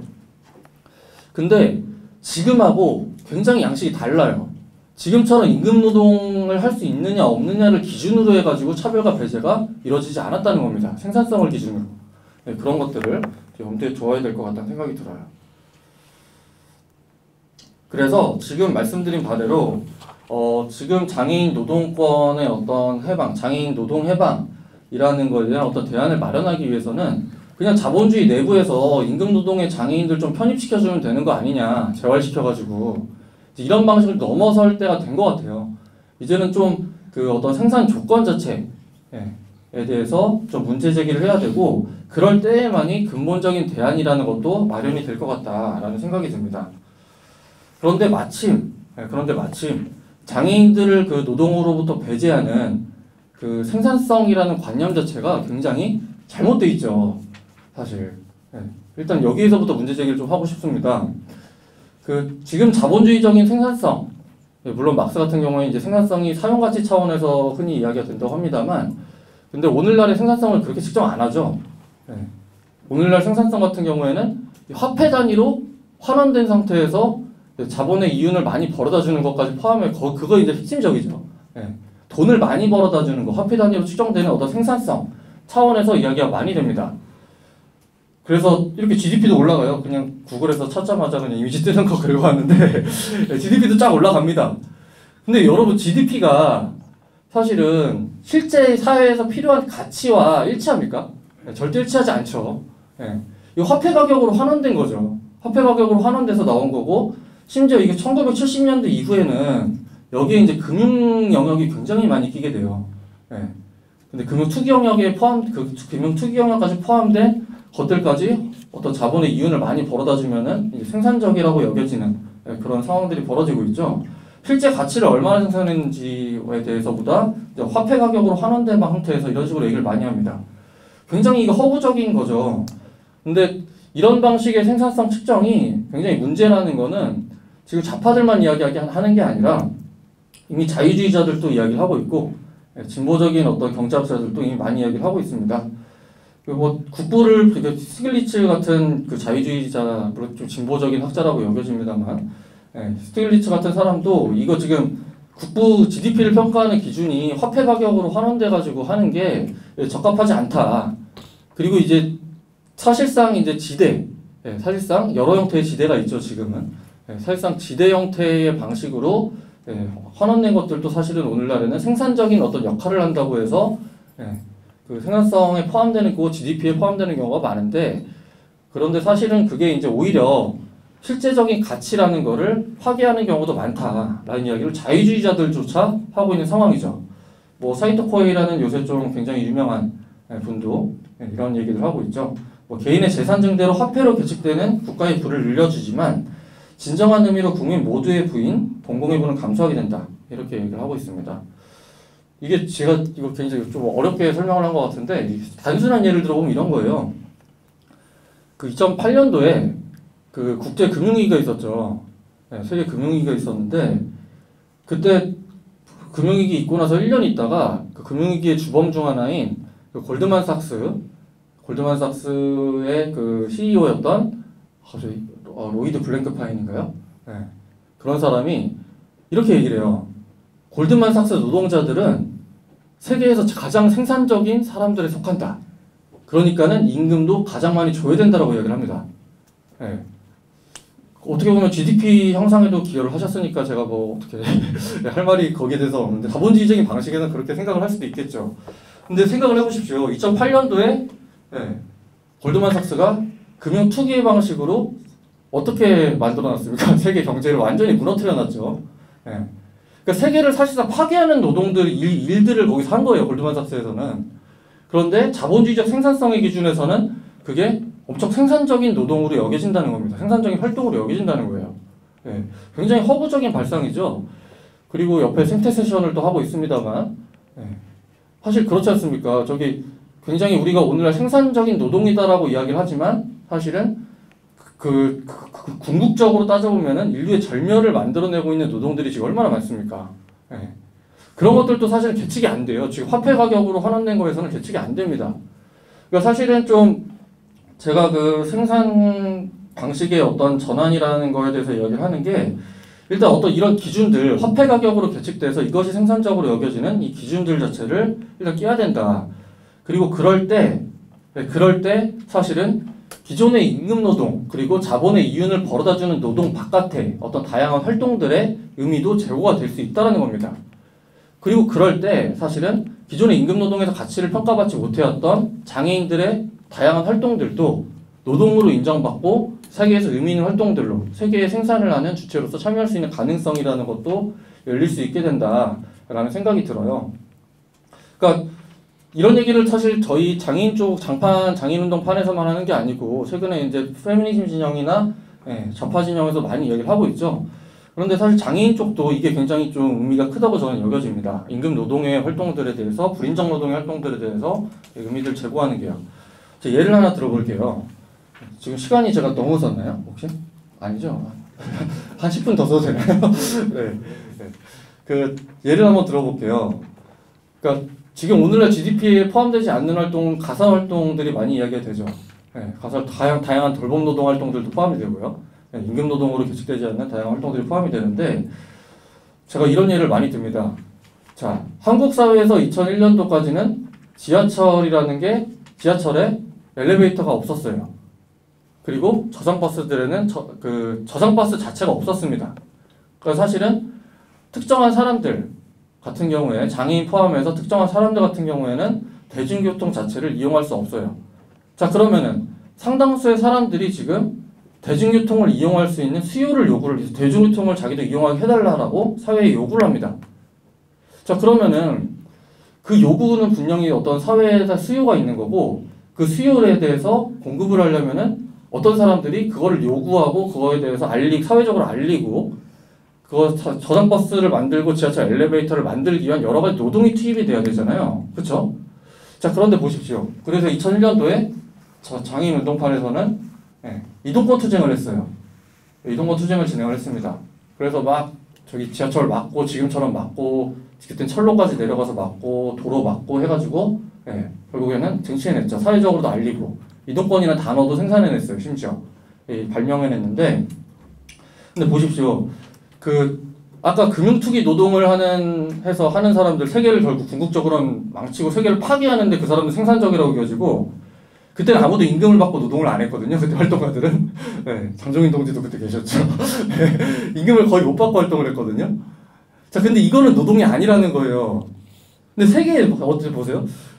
지금 어떤 사람들이 요구를 세계에 지금 필요해요. 이거는. 지금 어떤 지하철 엘리베이터를 설치하는 걸 요구하고 저상버스를 만드는 거는 세계에 지금 필요한 겁니다. 세계에서 사람들이 요구하고 사람들 수요가 분명히 있어요. 그리고 그거를 만들었을 때 이 세계는 전반적으로 더 좋아집니다. 사실이죠. 근데 금융투기 노동을 하는 사람들은 세계를 나쁘게 만들고 세계를 파괴하는 노동을 합니다. 근데 자본주의 사회에서 어떤 게 생산적인 노동으로 여겨집니까? 분명하죠, 답이. 자본주의 사회에서는 아무리 세계를 실제적으로 생산하는 노동을 하더라도 이 임금 노동 방식으로 계측이 안 되고 이윤 창출이 안 되면은 생산적인 노동이라 할 수 없는 거죠. 근데 금융투기 노동을 하는 사람들은 세계를 파괴하건 말건 자본에 돈을 많이 벌어다 주니까 생산적인 노동으로 여겨지는 겁니다. 그래서 저희는 좀 이런 방식, 그러니까는 좀 기존의 이윤 창출의 방식이 아니라 좀 어떤 세계가 실제로 지금 필요로 하고 있는 것들을 만드는 다양한 활동들을 노동으로 좀 다시 봐야 된다라는 생각이 들고 그리고 그때 아까 제가 말씀드린 그 지하철 엘리베이터 설치, 저상버스 이거 사회에서 가장 생산성이 낮다고 하는 사람들이 주도해서 만든 거거든요. 그 사람들이 그런 사회적으로 가치 있는 활동들을 통해서 만든 건데, 근데 이런 것들에 대한 어떤 활동들의 의미를 제고하고, 심지어 그런 활동들을 일자리로 새로 저희가 꾸려볼 수는 없을까? 이런 상상들을 좀 하고 있고, 실제로 실험도 하고 있습니다, 지금. 이따가 좀 더 설명을 드릴게요. 자, 그래서 어떤 지금 없어져야 되는 다양한 일자리들을 좀 없애고, 좀 양질의 어떤 사회적 가치 창출 일자리들을 만들어내고, 기존의 불인정 노동으로 여겨졌던 것들을 포함하는 다양한 사회적 가치 창출 일자리들을 코로나 후유증이 심해져요. 네, 만들어내는 방식이 좀 굉장히 좀 필요할 것 같다는 생각이 들어요. 그래서 최근에 실제로 그러니 그 노동당 같은 경우에도 대선을 거치면서 그 필수 노동을 중심으로 한 어떤 공공일자리 확대 정책이라는 게 대선 정책에 있었죠. 국가 책임 일자리라는 내용도 있었고요. 그런데 최근에 이 담론들이 나올 때 제가 조금 아쉬운 것 중 하나가 필수 노동의 그 영역이 굉장히 좀 제한적인 것 같아요. 네. 왜냐면 이런 말씀드리면 굉장히 좀 낯설 수도 있는데 필수 노동 얘기하면 대부분 이야기가 되는 게 이제 돌봄 노동과 그 다음에 이제 뭐 의료 관련된 노동과 이런 것들이 많이 언급이 됩니다. 그리고 코로나 거치면서 이것들이 굉장히 강조가 되기도 했는데요. 근데 사실은 그 필수 노동의 영역에 사실은 어떤 특정 사람들이 요구를 하는 권리를 보장할 수 있게끔 만드는 그런 것들을 요구하는 활동들도 사실 필수 노동에 포함되지 않을까라는 생각이 좀 많이 들어요. 최근에는. 네. 그러니까 예를 들어서 그 지하철 엘리베이터 또 예를 들면 지하철 엘리베이터를 설치하려고 하면은 그게 없으면 어떤 사람들 아예 삶을 못 살아가는데 그러면 그걸 요구하는 사람들이 있어야 되잖아요. 어떤 활동들이 있어야 됩니다. 근데 사실 이게 필수 노동이라는 게 너무 이제 생존의 영역에 맞다 해서 직접적으로 연결되는 노동에 이제 맞다 생각을 하다 보니까 당연히 생존을 위해서 필수적인 다양한 그 뻗어나가는 그 다양한 활동들의 가치는 좀 포함이 많이 안 되고 이야기가 되는 것 같아요. 그런데 사실은 그런 것들을 좀 확장해서 생각을 해보면은 좀 이야기가 많이 달라지진 않을까. 그리고 그런 방식으로 생각을 해서 좀 그 사용 가치 중심으로 좀 생산 체계를 재편해야 된다. 이윤 중심이 아니라 라는 이야기들이 굉장히 사회주의 진영에서 저도 사실 많이 하고 있고요. 그러고 있는데 이 사용 가치의 의미라는 거를 지금 좀 굉장히 좀 민주적인 방식을 거쳐서 굉장히 다양한 방식으로 좀 많이 구성을 해야 된다. 그리고 필수 노동의 영역들도 굉장히 많이 확장을 해야 된다. 라는 생각이 좀 많이 듭니다.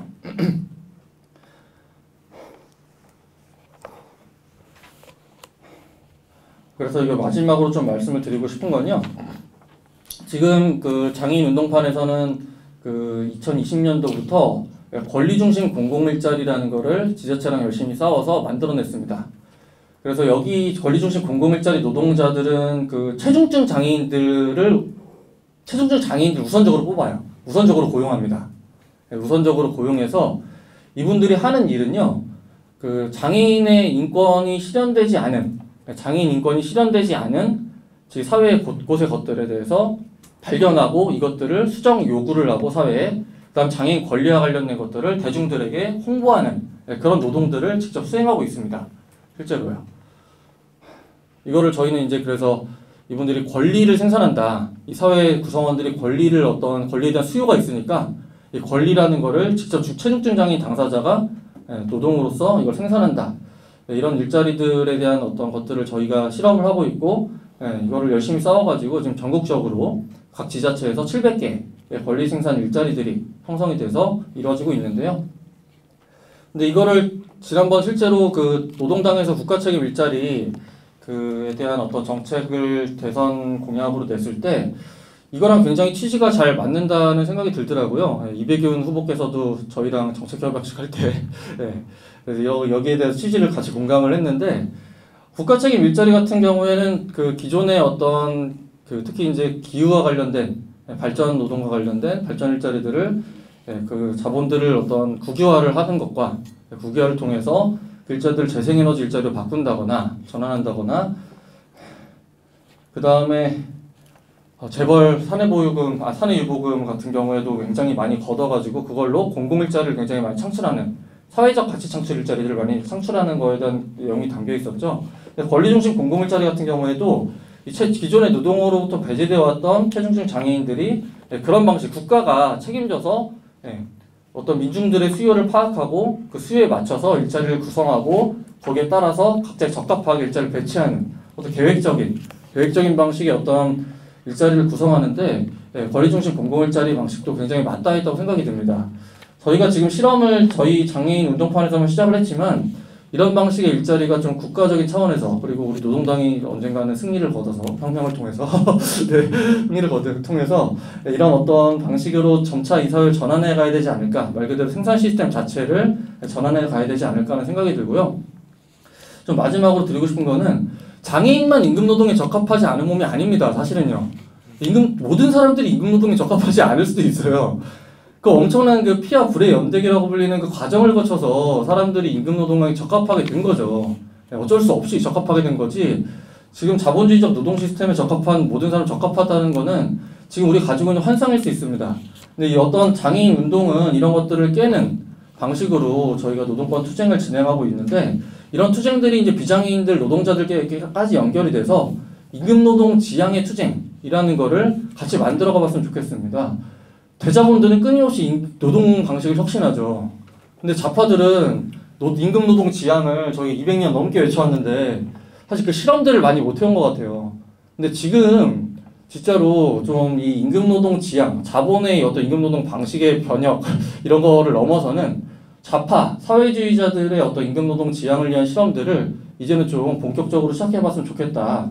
그럴 때 장애인도 비장애인 노동자도 모두 임금노동으로부터 해방돼서 새로운 노동의 해방의 세상으로 나갈 수 있겠다는 생각이 듭니다. 이상 마치겠습니다. 이어서 이제 노동당 장애인운동의 계획과 전망에서 말씀드릴 건데요. 자료주 페이지로는 352페이지부터 봐주시면 될 것 같습니다.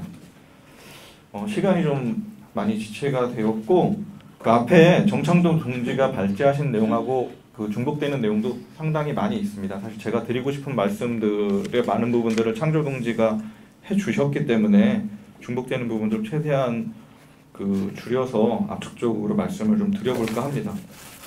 앞서서 이제 그 장애인 운동이 자본주의 모순과 어떻게 연결되는지에 대해서 정창조 동지가 저는 잘 말씀해 주셨다고 생각을 해요. 보통 이제 장애인 운동 안에서는 비장애인 중심주의라고 많이 이야기가 되고 있는데 사실 비장애인 중심주의라고 하는 것이 단순히 다수자인 비장애인과 소수자인 장애인의 문제, 그래서 소수자 인권의 문제로만 이해될 수 있는가? 사실 비장애인 중심주의의 이면에는 분명히 자본주의가 존재하고 있다. 비장애인 중심주의가 자본주의에 어떻게 될 수 있는지에 대해서 앞서서 창조 동지가 저는 충분히 말씀해 주셨다고 생각을 합니다. 그렇기 때문에 사실 장애인 운동은 근본적으로 반자본주의 운동이 될 수밖에 없고 그 반자본주의 지향을 사회주의 정치로 풀어내는 것이 저는 온당하다라고 생각을 합니다. 하지만 지금까지 이제 장애인 운동 안에서도 진보적 장애인 운동 안에서도 사회주의라고 하는 것들을 전면적으로 내세워서 이야기한 적은 사실 없습니다. 좀 더 대중적으로 비장애인 중심주의 또는 요즘에는 T4 사회 뭐 이렇게 이야기를 하고 있긴 하지만 사실은 장애인 운동이 한 발짝 더 나아가기 위해서는 장애인 운동 안에서도 사회주의 정치, 사회주의 운동이 함께 이루어져야만 가능하다. 보통 우리가 이제 그 진보적 장애인 운동의 과거 롤모델로 삼았던 것이 이제 일본의 장애인 운동인데 이른바 이제 푸른 잔디회라고 이름되어주는 일본의 장애인 운동을 많이 롤모델로 삼았거든요. 지금 현재에 와서 일본의 장애인 운동이 어떻게 몰락했는가, 일본의 장애인 운동이 변혁성이라든가 진보성들을 모두 상실하고 사실은 지금은 거의 이제 사멸했다라고도 볼 수가 있는데 저는 이런 지금의 장애인 운동이 가지고 있는 진보성이 사회주의 정치와 함께 만나지 않으면 언젠가 지금의 진보적 장애인 운동도 위기를 맞이하게 될 것이다 라는 좀 우려를 가지고 있습니다. 반면에 사회주의 정치 세력 안에서도 장애인 운동은 사실 그동안 좀 부차적인 영역으로 이야기되었던 것이 사실입니다. 보통 이제 우리가 장애인 운동에 연대를 한다고 하면 장애인이 차별받고 우리 사회에서 배제당하고 있으니까 사회주의는 당연히 인간 해방의 체제이기 때문에 당연히 장애인과 함께 연대해야지, 이런 그 연대 운동의 측면에서 장애인 운동에 열심히 연대하는 것 이상을 하지 않지 않았나라고 생각을 하고요. 오히려 이제 이 자본주의 모순과 장애인 운동을 직접적으로 연결해내고 장애인 운동을 사회주의 정치 운동의 하나의 일주체로 사고하고 이야기할 수 있는 것, 이거는 사실은 사회주의 정치 영역에서만 이야기할 수 있고 가능한 부분이라고 생각을 합니다. 그래서 그런 양쪽의 한계들, 장애인 운동 안에서 배제되어 왔던 사회주의 정치, 또 사회주의 정치 안에서 단순한 연대의 대상으로만 이야기되었던 장애인 운동, 뭐 이것들을 모두 극복하는 형태에서 저는 노동장애 장애인 운동, 변혁적 장애인 운동이 가능하지 않을까 이렇게 말씀드려봅니다. 그런 측면에서 저희가 이제 제기하고 싶은 거는 사실은 장애인 노동권을 중심으로 노동당 장애인위원회가 투쟁 계획을 세우고 만들어가야 된다라고 생각을 합니다. 앞서 이제 창조 동지가 그 장애인 최저임금 관련해서 말씀을 드렸는데요.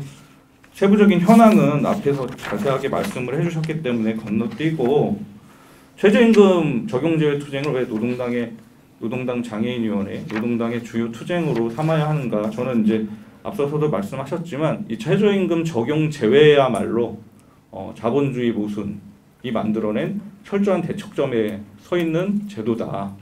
이른바 이제 임노동이 가능하냐 가능하지 않느냐라고 하는 이 자본주의적 능력주의에 기반해서 만들어진 제도가 바로 이 최저임금 적용 제외 조항이라고 생각을 하고요. 이것에 대해서 직접적으로 문제 제기를 하고 이 최저임금 적용 제외 제도를 폐지하는 투쟁이야말로 지금의 이 최저임금을 근거로 해서 장애인에게 벌어지고 있는 차별을 무너뜨릴 수 있는 투쟁이라고 생각을 합니다. 보통 이제 최저임금 투쟁하면은 민주노총을 많이 생각하실 거라고 생각합니다. 매년 민주노총을 중심으로 해서 최저임금 투쟁위원회가 만들어지고 민주노총 체임 투쟁을 통해 가지고 사실 매년 그 사측과 민주노총 노동계가 줄다리기를 하고 사실 대부분은 중간에 공익위원들에 의해서 최저임금이 정해지고 있죠. 최근에 이제 최저임금 관련해서 최저임금 인상 투쟁이 많이 되었습니다. 이른바 최저임금 1만 원 투쟁이 국민적인 공감대를 받으면서 최저임금이 많이 상승하게 되었는데 사실 반면에 이제 지금 기업들이라든가 경총이라든가 이런 쪽에서는 과도하게 오른 최저임금에 대해서 비판을 하면서 최저임금을 직종별로 또는 업종별로 사업장별로 차등 지급하자라고 하는 이야기가 되고 있죠. 사실 이렇게 최저임금에 대해서 자본가들의 공격이 이어지는 것은 너무나도 당연한 부분이라고 생각을 하고 이렇게 최저임금에 대해서 직종별로 업종별로 또는 사업장별로 차등 적용을 하자라고 하는 논리의 기저에 또 이제 장애인 최저임금 적용 제외 조항도 포함된다고 저는 생각을 합니다. 그래서 저는 이제 민주노총 중심으로 되고 있는 최저임금 투쟁이 매해년도 결정되는 최저임금의 적정선을 결정하는 그리고 줄다리기 하는 그런 투쟁에서 좀 넘어서서 최저임금 그 바깥에서 일하고 있는 노동자들도 굉장히 많거든요. 장애인이 아니라 하더라도 최저임금 바깥에서 일하고 있는 노동자들 그리고 최저임금 적용 제외를 받고 있는 장애인 노동자들 그리고 지금 자본가들이 이야기하고 있는 다양한 직종별 업종별 최저임금 제도를 구별하자라고 하는 최저임금 자체에 대한 공격 이런 것들을 주요 의제로 삼아서 최저임금 자체에 대한 투쟁들이 이루어져야 된다고 생각을 하고요. 특히 이제 장애인 운동 입장에서 최저임금 적용 제외 폐지를 민주노총 이 체임 투쟁의 주요 의제가 되도록 해야 된다고 생각합니다. 사실 민주노총 안에서도 장애인 노동자라고 하는 의식이 많이 부족하다고 저는 생각합니다.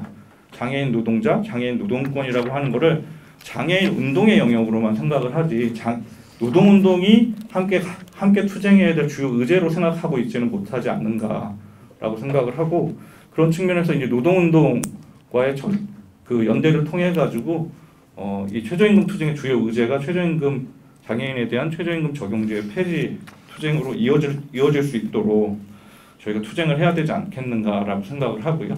이를 위해서 민주노총 체임 투쟁 시기에 맞춰서 최저임금 적용제 폐지를 민주노총의 그리고 최저임금 투쟁의 주요 의제로 내걸 것을 요구하는 여러 가지 기자회견이라든가 민주노총 체임위원회하고의 연대 투쟁을 모색하는 방안 등을 저희가 투쟁 과제로 제출할 수 있을 것 같습니다. 두 번째는 이제 장애인 의무고용 제도에 대한 부분인데요.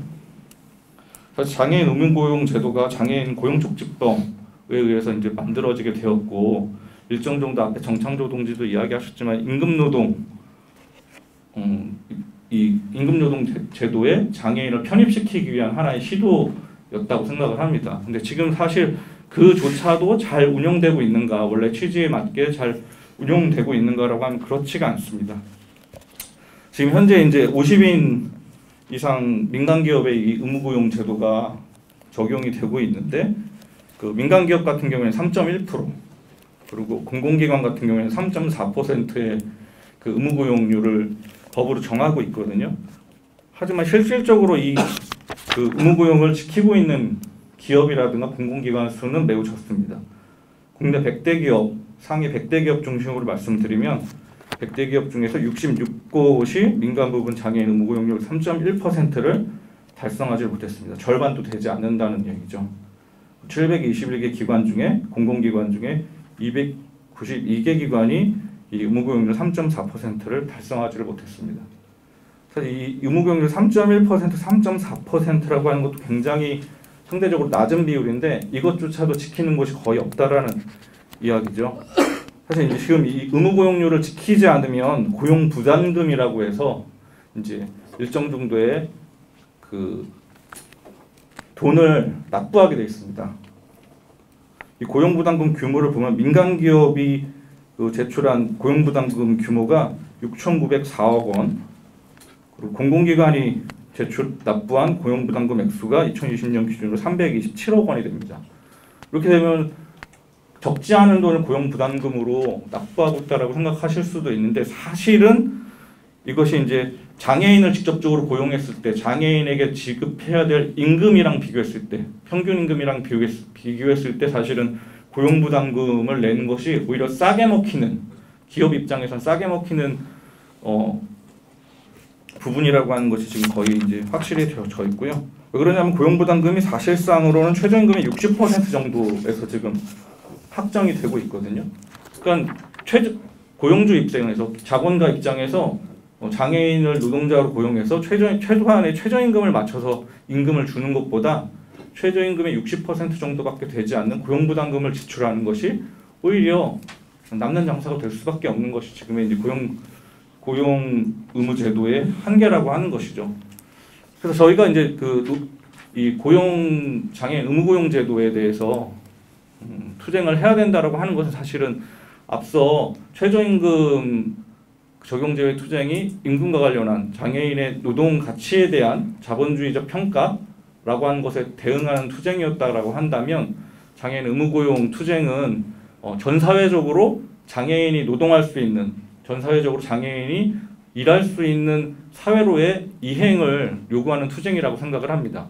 단순히 장애인을 의무적으로 기업에 고용한다라고 하는 것이 일자리 하나를 만드는 것이 아니라 장애인이 기업에서 일하기 위해서는 장애인이 일할 수 있는 여러 가지 기업 안에서의 편의시설이라든가 인프라라든가 제도라든가 또 직군 이런 것들이 다양하게 개발이 되어야 된다는 것이고, 그것 자체가 전 사회적으로 장애인이 노동권을 보장하는 측면이 될 것이고, 전 사회적으로 그 장애인을 배제해왔던 자본주의적인 그런 요소들을 공격할 수 있는 부분이 될 거라고 생각합니다. 사실 이 의무고용제도는 이제 법으로 정해져 있는 제도이기 때문에 근본적으로 기업에 대한 투쟁과 함께 대정부 투쟁, 또 대국회 투쟁, 정태 투쟁을 동반할 수밖에 없고요. 그래서 법률 개정 투쟁이라든가 이런 것과 함께 왜 장애인 의무고용 제도가 문제이고 어떻게 개혁해야 되는지에 대해서 문제 제기를 해야 된다고 생각을 합니다. 그래서 그 주요 타겟이 되어야 될 투쟁으로 저는 장애인 의무 고용을 지키지 않는 대기업에 대한 표적 투쟁이 필요하다. 앞서 말씀드렸듯이 이제 100대 기업 중에 장애인 의무 고용률을 지키지 않는 기업이 66곳이고, 우리가 이름만 대면 알만한 삼성이라든가 LG라든가 뭐 이런 그 굴지의 대기업들조차 장애인 의무 고용을 지키지 않고 있거든요. 저는 상징적으로 이런 장애인 의무 고용을 제대로 지키지 않고 있는 대자본들, 또 이제 노동당에서 많이 이야기했던 사내 유보금 잔뜩 쌓아놓고 그 돈은 자신들의 뒷주머니로 채워놓은 채 이 장애인의 의무 고용조차 지키지 않고 있는 이런 대기업들에 대해서 직접적인 투쟁이 좀 필요하다라고 생각을 하고, 이런 투쟁들을 우리가 노동당 장애인위원회 이름으로 개최할 수 있지 않을까 생각을 해봤습니다. 저도 좀 숨이 차네요. 갑자기 코로나19 후유증에 밀려오는 것 같은데. 네. 마지막으로 말씀드리고 싶은 거는 이제 사회 서비스 사회화입니다. 사실 어제 이제 돌봄 세션에서도 저희가 이제 다뤘던 주제 중에 하나이기도 한데, 한국 사회 이제 사회 서비스 장애인 활동 지원 제도로 대표되는 장애인 사회 서비스들이 있죠.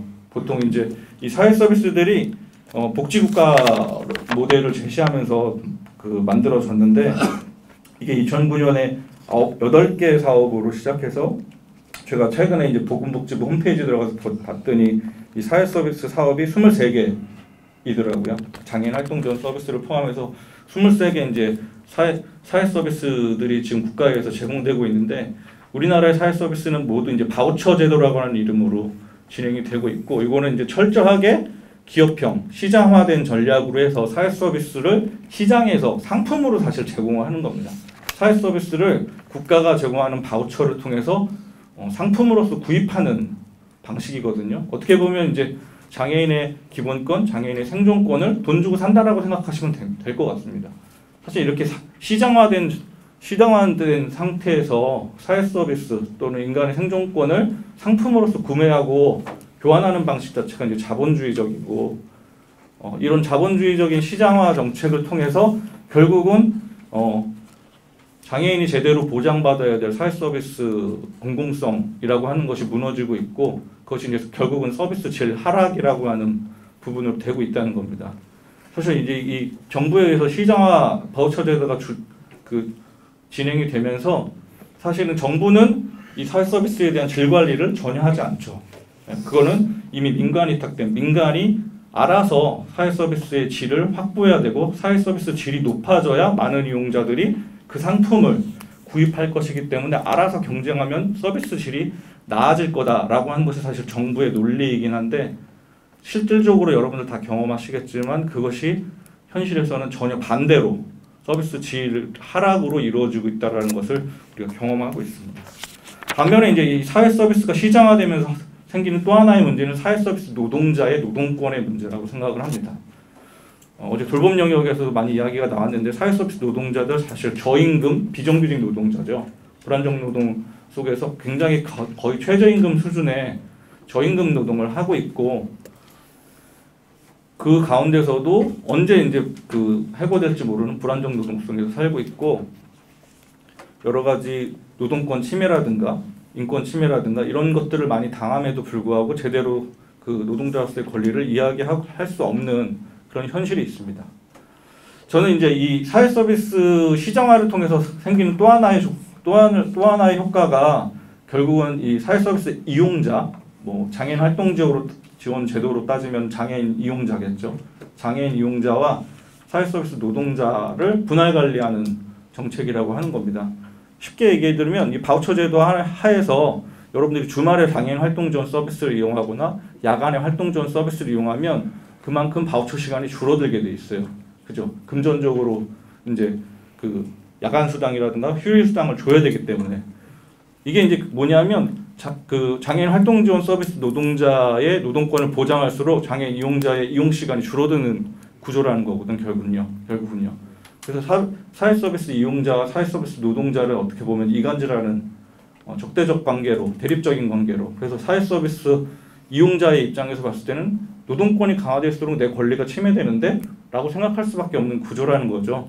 저희는 이제 이 부분들을 직접적으로 이제 좀 극복할 수 있는 연대 전선이 필요하지 않은가. 사회 서비스 이용자와 사회 서비스 노동자들이 함께 연대해서 투쟁할 수 있는 지점이 필요하다. 저는 그것이 이제 사회 서비스에 대한 사회주의적인 대안을 제시하는 거라고 생각을 하고 그것이 이제 사회 서비스 사회화로 제출될 수 있지 않을까라고 생각을 합니다.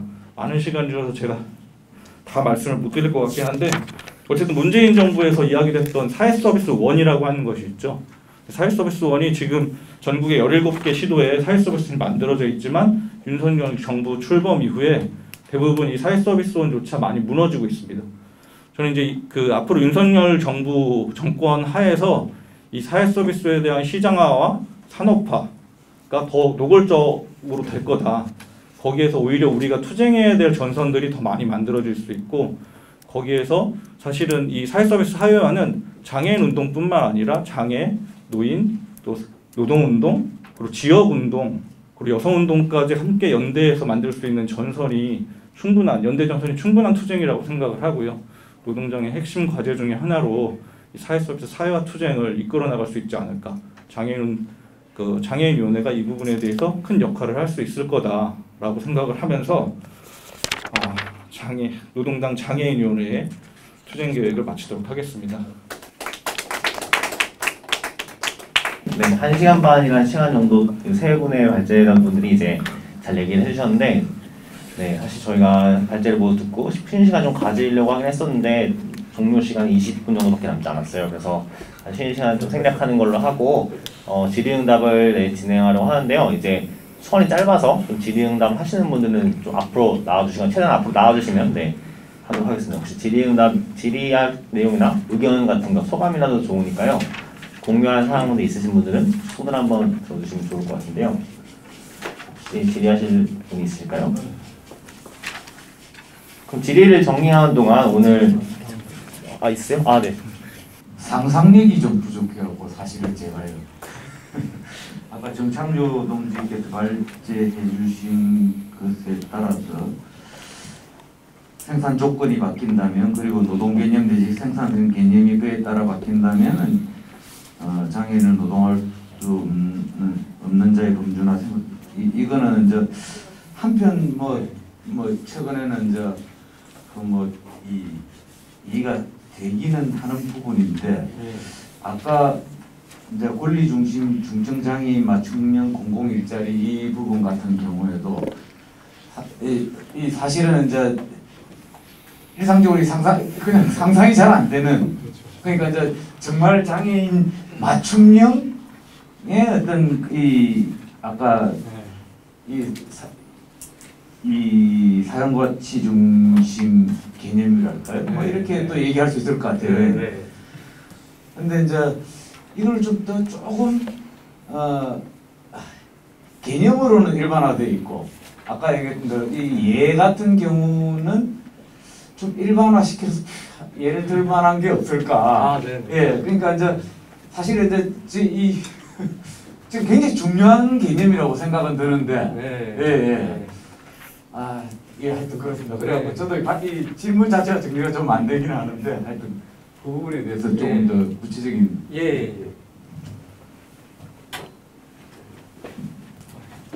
그런 질문을 되게 많이 받아요. 그런 질문을 사실 되게 많이 받는데요. 실제 사례들을 좀 소개를 해드릴게요.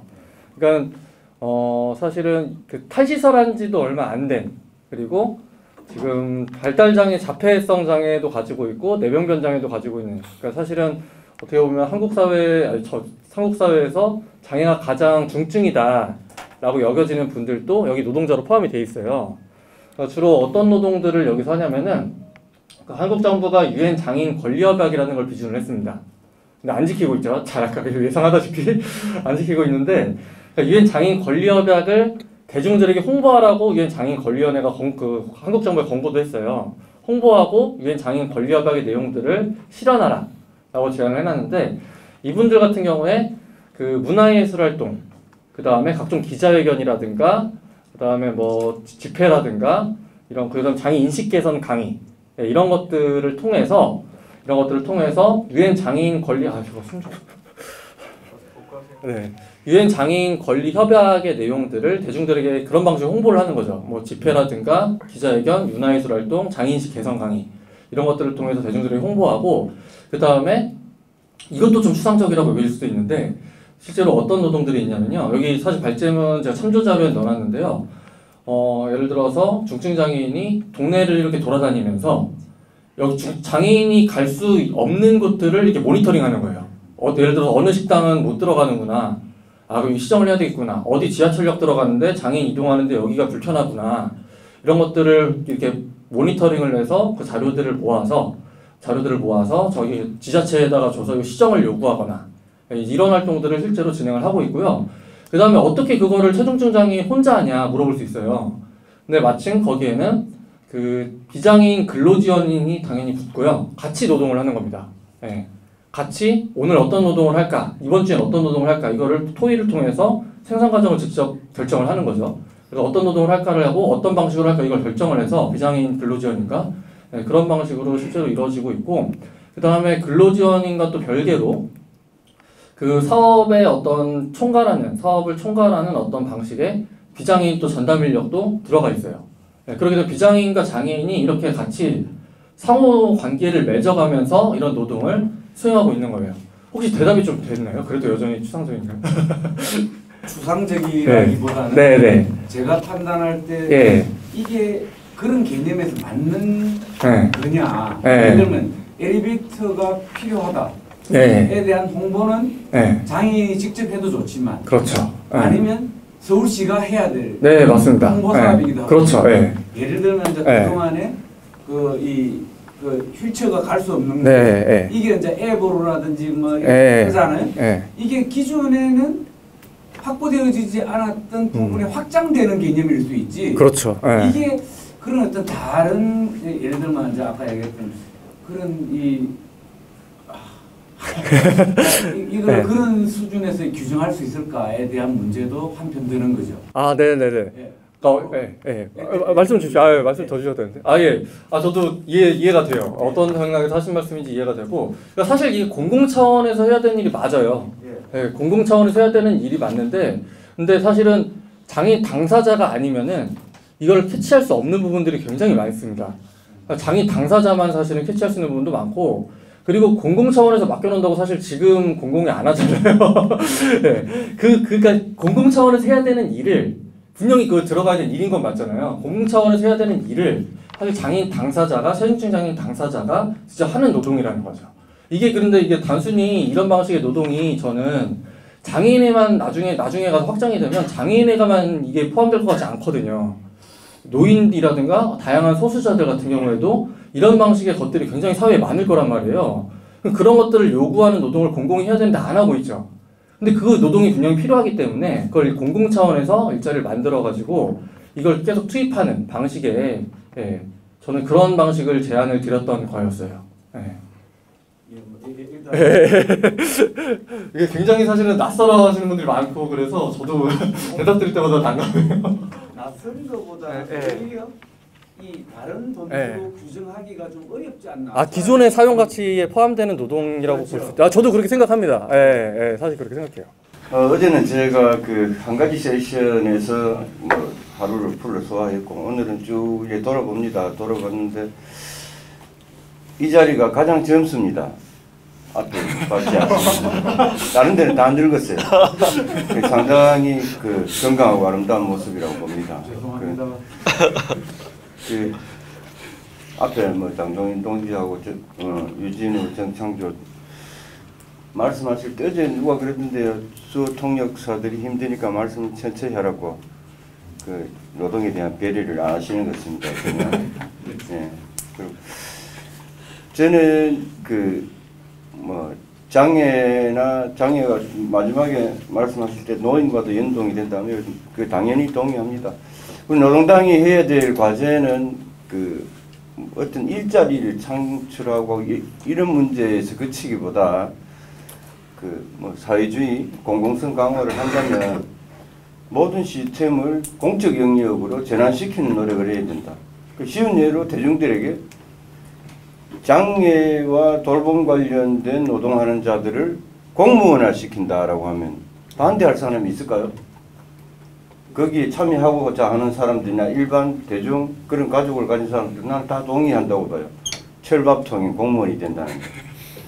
예, 국가가 그런 것들을 책임지고 거기에 투쟁하는 사람, 지금 뭐 투쟁하는 사람이죠. 나중에는 권리를 실현하는 주체가 되겠지만 그런 의제를 던져야 된다고 생각하고요. 저도 뭐 시골에 내려가서 살고 있는데 최근 한 4년 정도 사회복지법인하고 싸우고 있습니다.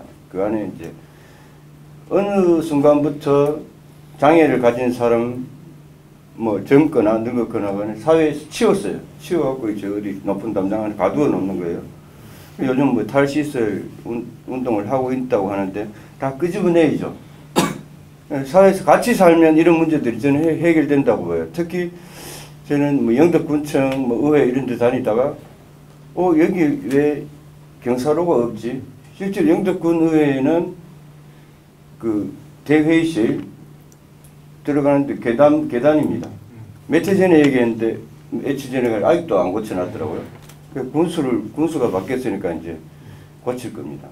고쳐야 되겠네라고 하더라고요. 그전에는 대답도 안 하다가. 그래서 우리가 요구해야 되는 것들은 특히 이제 다 할 수는 없지만 뭐 새로 건물을 지을 때 무조건 장애를 가진 사람들이 편하게 다닐 수 있도록 설계하고 지어야 된다. 이런 법안도 만들어야 된다고 생각해요. 있는 건물들은 차차 고쳐야 되겠지만 입법에 관한 사항이죠. 그런 식으로 우리가 싸우는 데 그치지 않고 뭔가 정책을 내는 그런 운동으로 전환이 되었으면 좋겠습니다. 감사합니다. 저도 이 잡으면 할 말 많은데 여기까지만 하겠습니다. 좋은 의견 주신 것 같습니다. 혹시 또 질의사항이나 또 의견 네.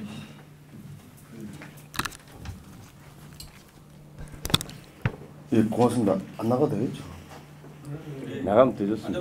나가면 좀 뻘쭘합니다. 말이 더 많아질 것 같아요. 오랫동안 이렇게 활동을 많이 해오다가 이제 한 3년간 쭉 그냥 집안에서 있었는데 그래도 뭐 그거는 그거고요. 그냥 얘기하고자 하는 게 뭐냐면은 조금 전에 말씀하실 때 개념에 대한 얘기를 했는데요. 이 우리가 장애 인식 개선이라는 활동이 우리가 주된 어떤 쟁점이었고 늘 해왔던 활동들인데 우리가 반자본주의를 이야기하는데 저는 친자본주의적 어떤 발상의 전환이 필요하다. 우리 흔히 알고 있는 신뢰자본이라는 말이 있어요. 신뢰자본.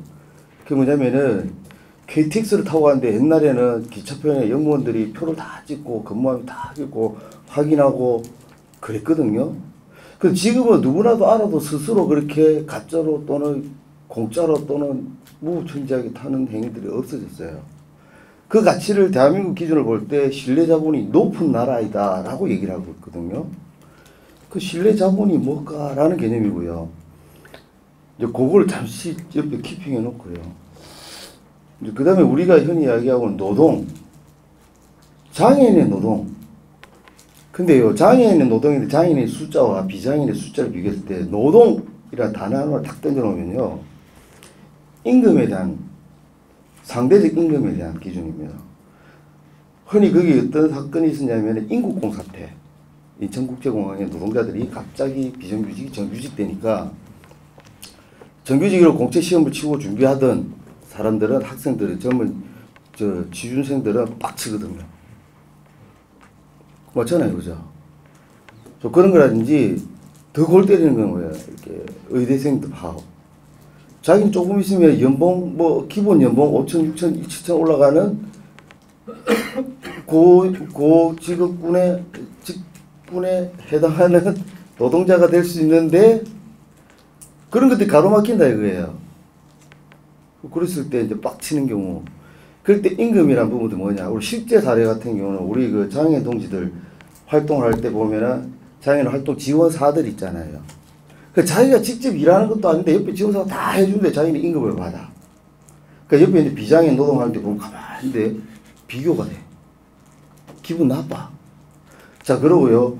그 중증장애가 아닌 경증장애의 당사자 같은 경우도 보면 사회 이제 고용촉진 고용법에 따라 가지고 활동을 하고 취업을 해요.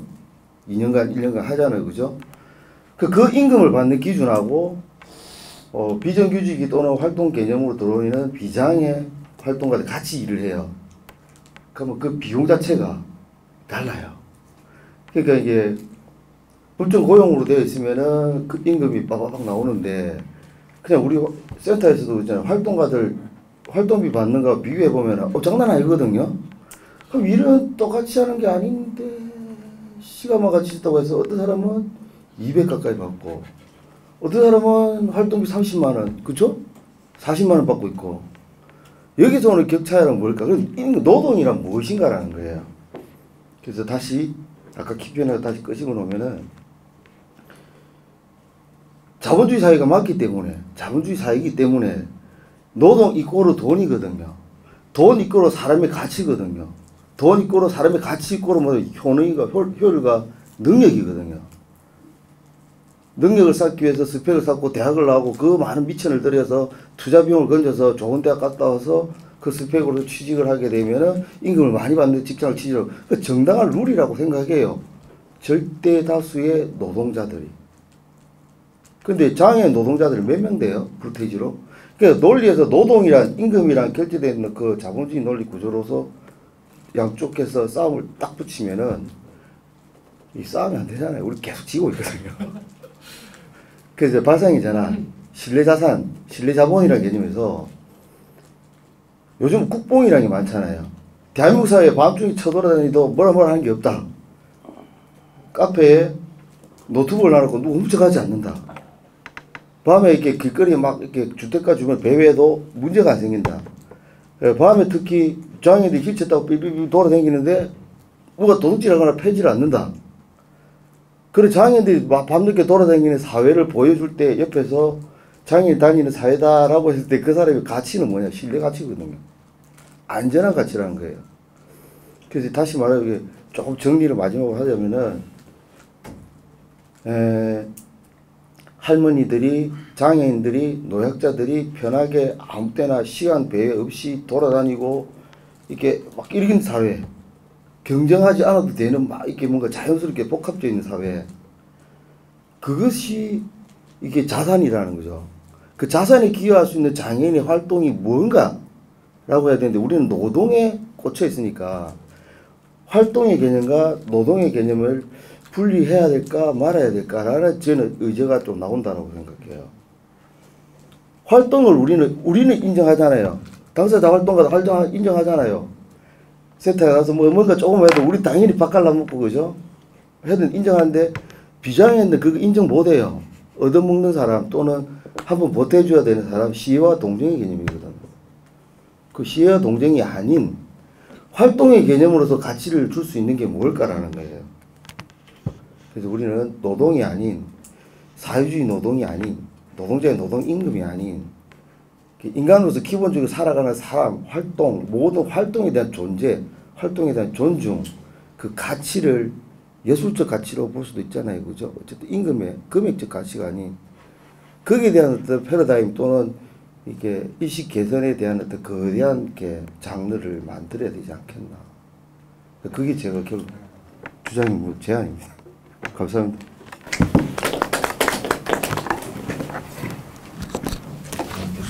제안 주신 것 같은데 혹시 답변을 뭐 하실 분 계시면 해주셔도 될 것 같고 있을까요? 아니면 네. 예, 그 김춘면 동지 말씀하신 거에 저는 전반적으로 동의하고요. 사실은 이제 옆에 이제 창조 동지가 입고 있는 조끼가 있는데 잠깐 뒤에를 잠깐 보여주시겠어요? 죄송합니다. 예, 뒤에 보면 이것도 노동이다라고 써 있잖아요. 예.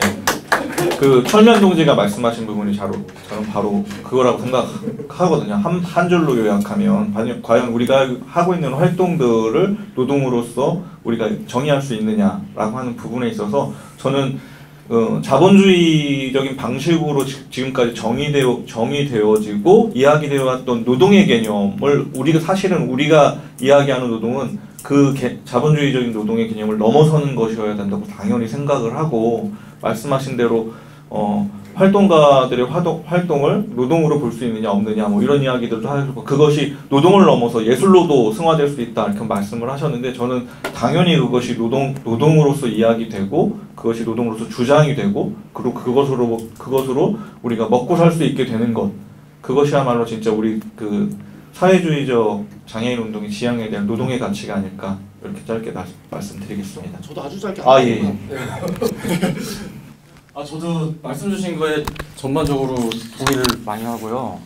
근데 그 공정과 관련된 이야기가 사실은 장애인뿐만 아니라 전반적으로 요새 화두잖아요. 근데 요새 그런 생각이 많이 들어요. 공정 얘기하면 이제 뭐 이렇게 착하게 그냥 너가 그 공정 그 이데올로기에 빠지지 말고 착하게 살아라 이런 방식으로 이제 많이 이야기를 하는데 사실 그런 방식으로는 저는 대안이 될 거 없을 거라고 생각이 들어요. 이게 장애인도 당연히 포함되니까 드리는 말씀인데 이게 뭔가 좀 구조 자체가 바뀌지 않는 상태에서 우리가 또 공정 이데올로기를 벗어나라고 할 수 없는 상황이다 보니까 사실 말씀 주신 것처럼 이것들을 설득시켜 나가는 과정도 굉장히 중요합니다만 일단은 뭔가 좀 구조 자체를 변혁할 수 있는 운동이 그렇기 때문에 지금 더 필요한 게 아닌가. 그리고 그 생산 시스템이 그렇게 바뀌었을 때 공정 이데올로기로부터 우리도 벗어날 수 있는 게 아닌가라는 생각을 다시 한번 듣고 나서 가져봤습니다. 네. 실질적인 문제들도 많이 제기해 주셨는데 그거 다 못 드리겠네요. 네, 이제 한 2분 정도가 남았는데요. 그래서 뭔가 질문을 더 받기는 힘들 것 같고 오늘 발제해주신 패널분 중에서 뭔가 좀 마무리로 정리해 주실 분 계실까요? 이질 동지가 혹시 뭐 소감이라도 마무리 발언 한번. 네.